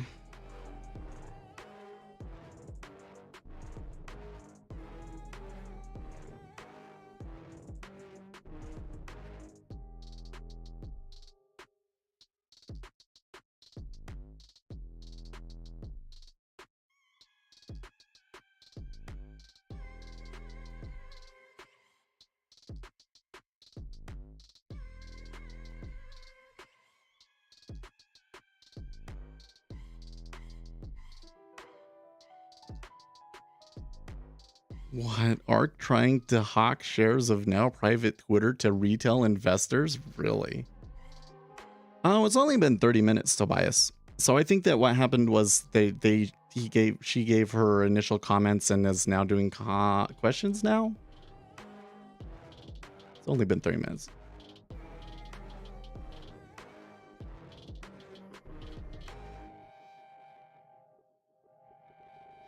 There's not a whole lot of news stories on Zero Hedge. This is kind of interesting.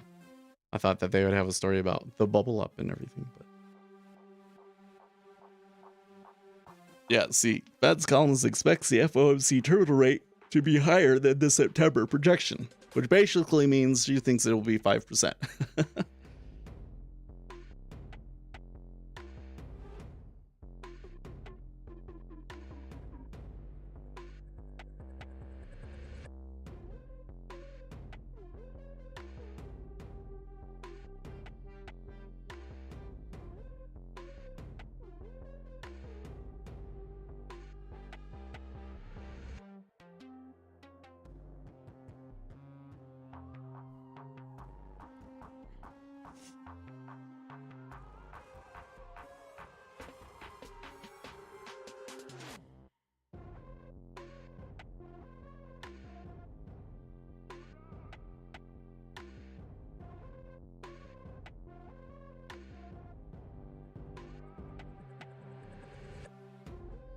And it's coming back again.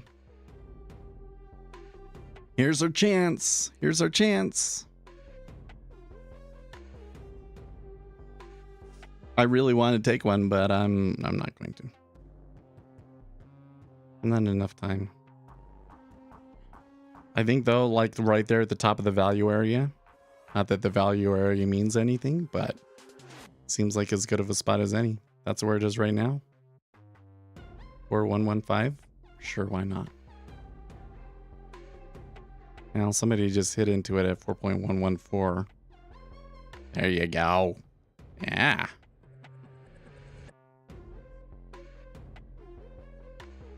And now you got the big slot on you, and you're almost 5 ticks and 10 ticks in the money. That's a good trade right there, man.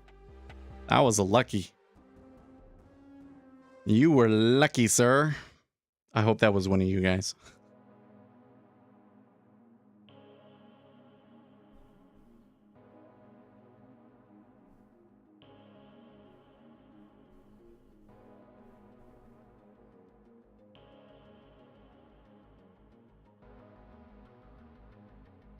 Was that somebody? I just heard on the news squawk 10-year yield 3.76. I'm like, what?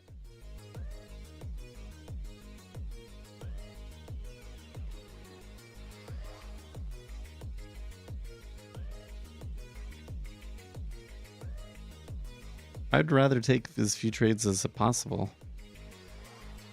I mean, I'm only want to take a trade if when the action's not random, right?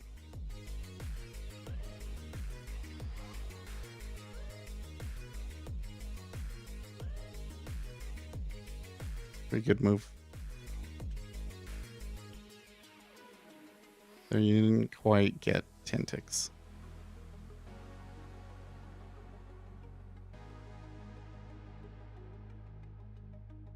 That was actually that shift back up was maybe too much, to be honest. A little. I mean, the dollar's still moving, so who knows? But it might be difficult for them to keep that.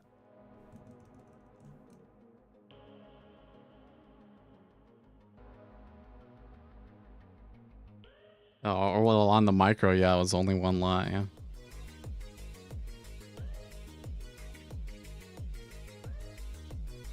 I mean, what's really going on over there is you've got some algorithm that's moving their bid and offer based on correlations, and then retail traders hit into them, and you just hold them until the close, and then, you know,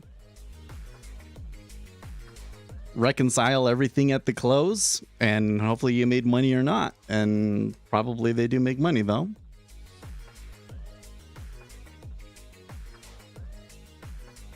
It works. You can totally trade it as a retail trader. It's sufficient liquidity for our purposes, but it is pretty wild to look at though, ain't it? The 5-year, now what I see in the 5-year, like nobody wants to ever trade the 5-year, is just like really funny to me. I would have thought that the 5-year would have been a good compromise between the 2 and the 10 to want to trade sometimes, but nope. Nobody ever wants to touch it.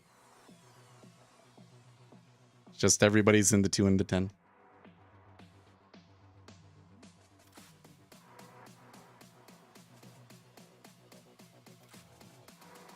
Like, look at the 2. The 2, the volume's, the spread's good. Good spread in the 2. Good spread in the 10.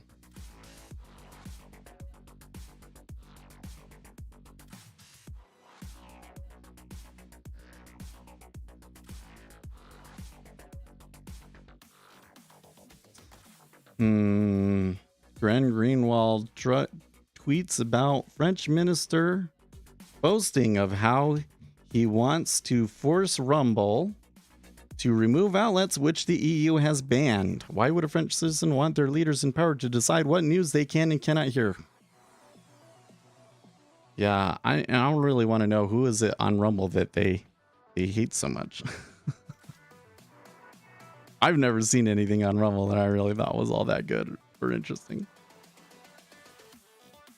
Except for like nonsense conspiracy theory junk.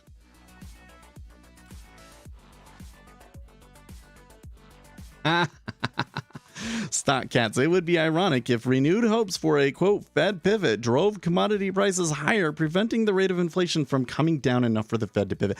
I don't think that that's what's happening here. I don't think that's what's happening here.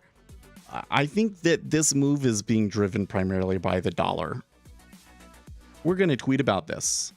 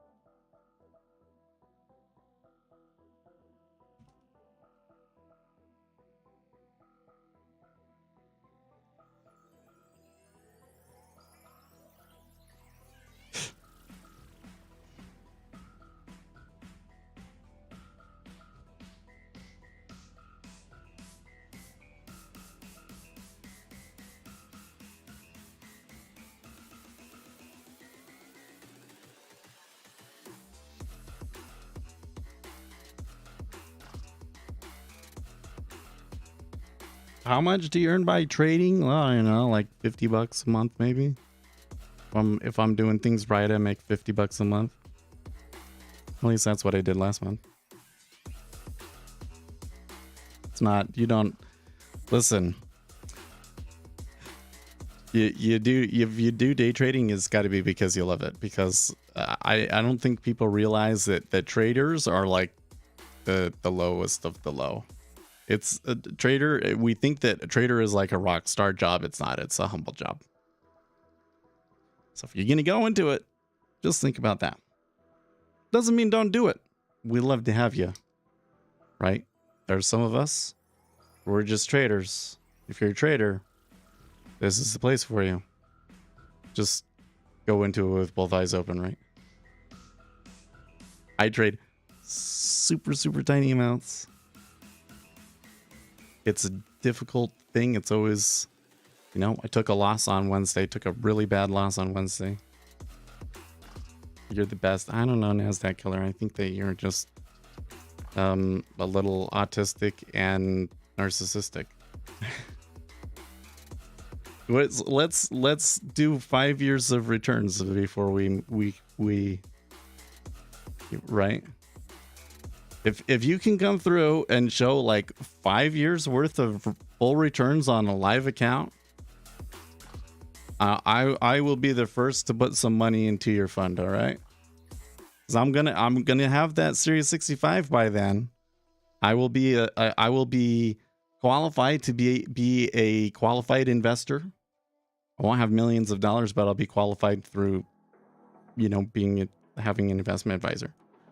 So I'll be able to, and as long as you have like the minimum contribution amount low enough so that it's like $1,000 or something, when you start your fund, I'll be the first one. But you got to have 5 years worth of performance first. Not saying that you have to have 5 years worth of performance to start a fund, but especially for what you're doing, I would definitely want to see 5 years worth of performance before I would put money into it. But if you can show me that much, I'll put it in. Be the first one. I think it would only be right for me to do that because you've been here on the channel for so long, and even though you are constantly, well, you know, let's just say that we have fun, and sometimes you create trouble, but you're still a good supporter of the channel. I would put the money in. I just need you to say that I am the lowest of the low. I'm just saying, if you're getting betrayed, guys, you gotta be humble. Both because that's the reality of it, and because that's what you gotta do to be successful in this game.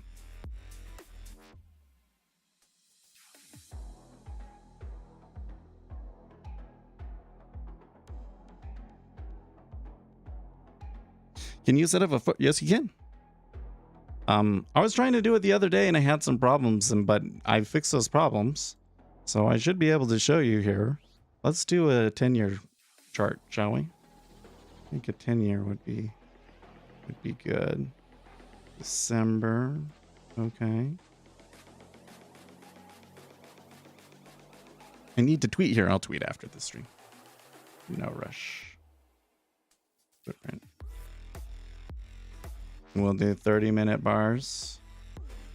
We'll turn off tilt mode. Do the histogram style delta. Okay.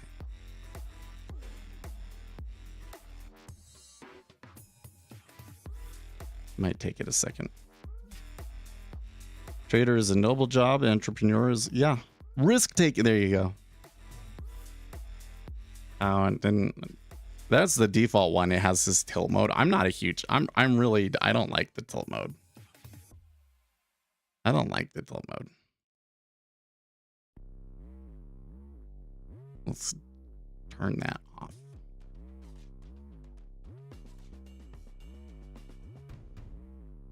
I guess I didn't actually click it when I clicked it. There you go. Here's your footprint chart. Not bad. It looks terrible. You don't like the look of it? Because it jumped on. I will agree. I've seen better footprint charts. You can add the stuff at the bottom too, right? Footprint stats. And it's too many numbers. Well, if there's too many numbers, we can fix that. Right? So if we just change the tick multiplier to 4.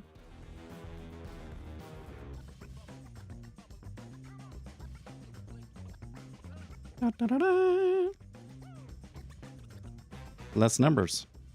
How you like that one? Pretty good.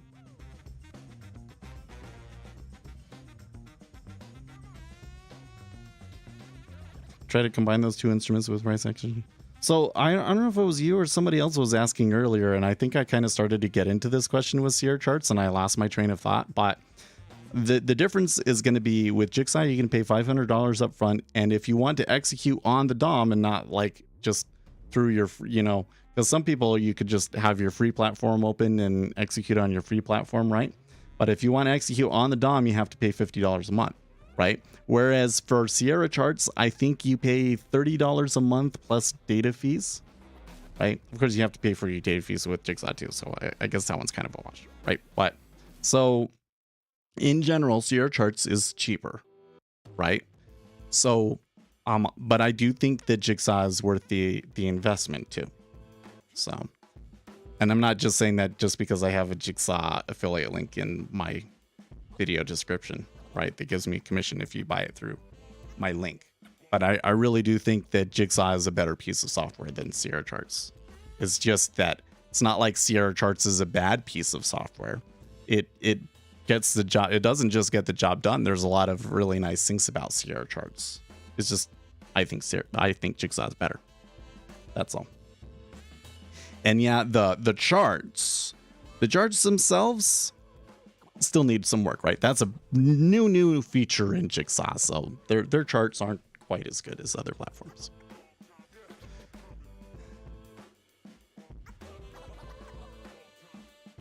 I know I saw that part as well, but the $8.79 for the second program for order flow. Oh yeah, so on that, my personal recommendation is to just get the base level Jigsaw package. So they do have education. I haven't really gone through their new education yet. Probably should. But what I would recommend is just get the base package, watch the markets. You learn the most from watching the markets. This is something that you really just have to be hands-on with, right? And I really think the best education out there is in, well, I have a couple of videos about these, but some of the research on order flow and market microstructure, right? That's I think the most valuable education out there. So I think you get more from those. So it's if you have the money to spend, then you can go ahead and get the extra. I mean, for only $200-300 more, that's a good deal for the amount of education that you're getting. It actually is really good and competitive for the market. But I think that for most people, I would recommend just start with the base level package. And then if you've been trading for a while and you still feel like you don't understand some things, then maybe it would be worth going and getting the education. But, you know, because you can buy them separately, right? So the vast majority of the people because I can, when you do it, when you use my link, you know, it sends me a message. I think it does tell me who it is, and it shows me which one you got, right? But the vast majority of you guys just get the base level package. And I've never met anybody that was unhappy with it. I do from time to time get somebody that cancels it, because another thing that people do is they say, because Jigsaw doesn't have a demo version, so you pay for it, and then if you don't like it, you can get a full refund. I have had a few people that do that, and I assumed that they were like, well, it wasn't different enough that they went to some other platform. But I don't know. The thing is, the platform is the most interest. I think that like selecting your platform and even to some extent your broker and your data, like that's kind of like the most fun part of futures trading to some extent, you know? But in the end, it's not really the most important thing. Like if you're talking about what are the things that I can get, or the services that I get to choose between that are going to make the most difference, it's going to be like, which news squawk do you pick? That you get a news squawk. Have some money for a news squawk, man. I think it's $100 a month now for Financial Juice. Worth it. I did the lifetime membership. Best decision I ever did. I don't think that they offered that anymore, but I did it like right when they got in and they got started. The best trading decision I ever did. You absolutely have to have a news squawk, right? Those are those sorts of things that matter. Your platform, just have fun with it, right? Make sure you enjoy your platform, but don't stress about it too much.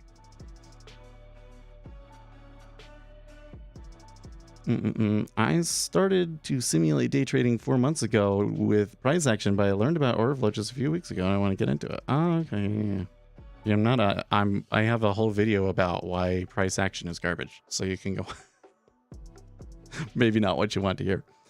But order flow. So I tell you what, here's one of the things that I think is one of, if not the best features of Jigsaw. Like the thing that Jigsaw does that is objectively better than anybody else. Like nobody even holds a candle to them. And that is their simulated trading. So if you put an order in here, so this ZN right here, I have this set up to be a sim.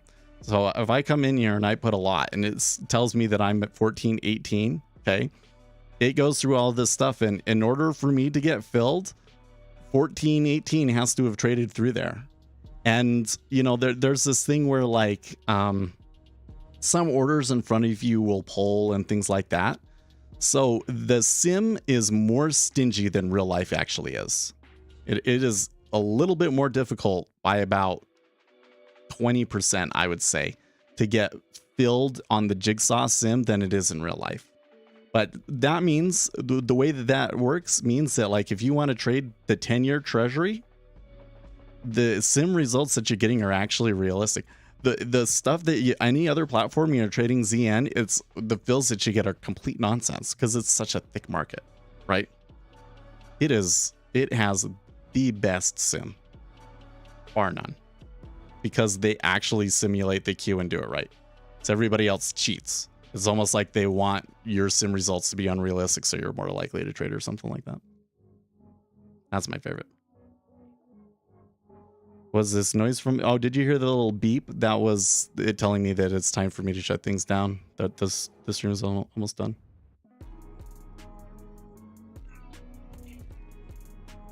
Oh, you watched the price action is garbage one. Watch if you have. So if you haven't watched my videos that are like, there's one is proven market behaviors, the stylized behavior of markets, and the inelastic markets hypothesis. Those are the two key ones to watch.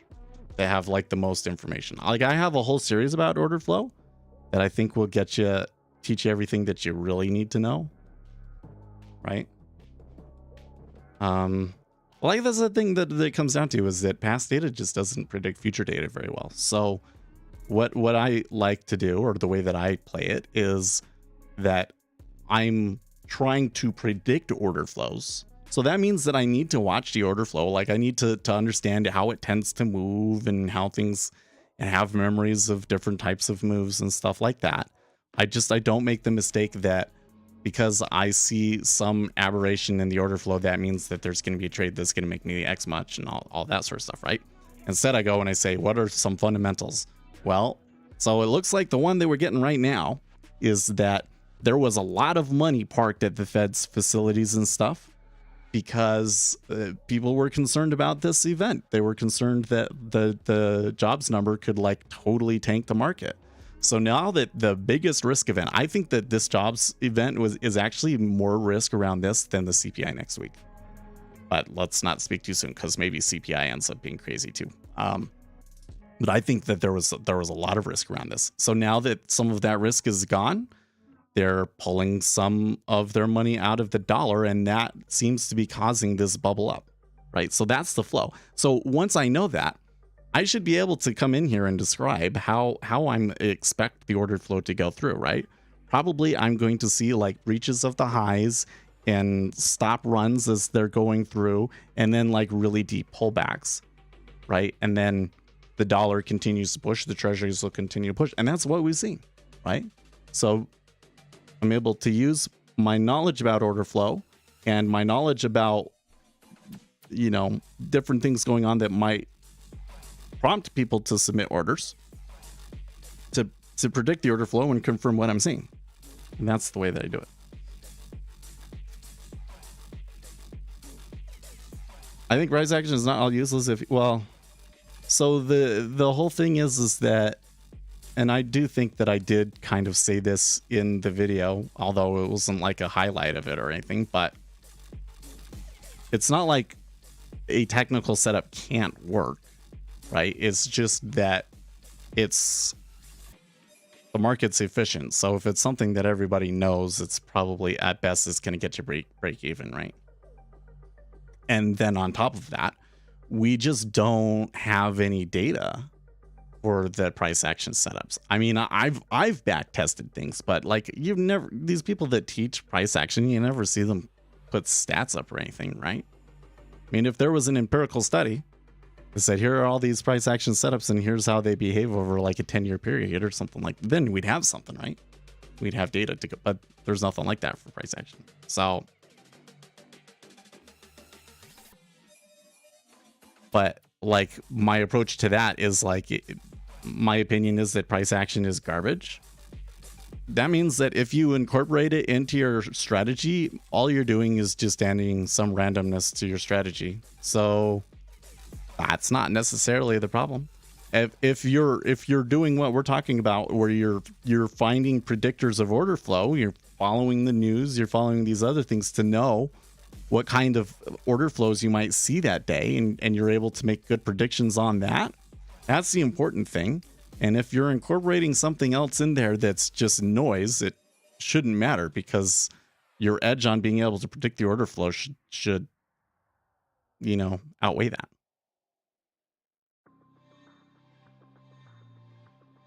What do you mean by, do you have a video about description of, so I do. So there is one video that goes into detail about the indicators. It's like my least popular video. But I have a really detailed description of them all on the website. So if you haven't read the documentation, full documentation on the website, I'd really recommend you do that. I would like to make another video at some point. I would like to do a webinar. I've discussed with Ninja Trader doing a webinar, but I don't think that will happen until next year. I'm going to be making some videos. So I think today, after this stream, I'm going to make a video going through my workspace on Jigsaw and the settings that I use, and the indicators that I'm using the most and why. And then I'll do one that's like Ninja Trader tips. And so those will both kind of talk about that a little bit and give you like the most key parts of that. Because the thing is that I have like all of those level 2 based indicators. And, you know, those were just, here's some data that, you know, you can see in the market. I don't know how much use it will be or not. Right. And so it's kind of like, here's how you use it. See what you can get out of it. Right. So I don't put as much emphasis on those because those indicators are really for people that you understand the order flow and you really want to tweak around with it, right?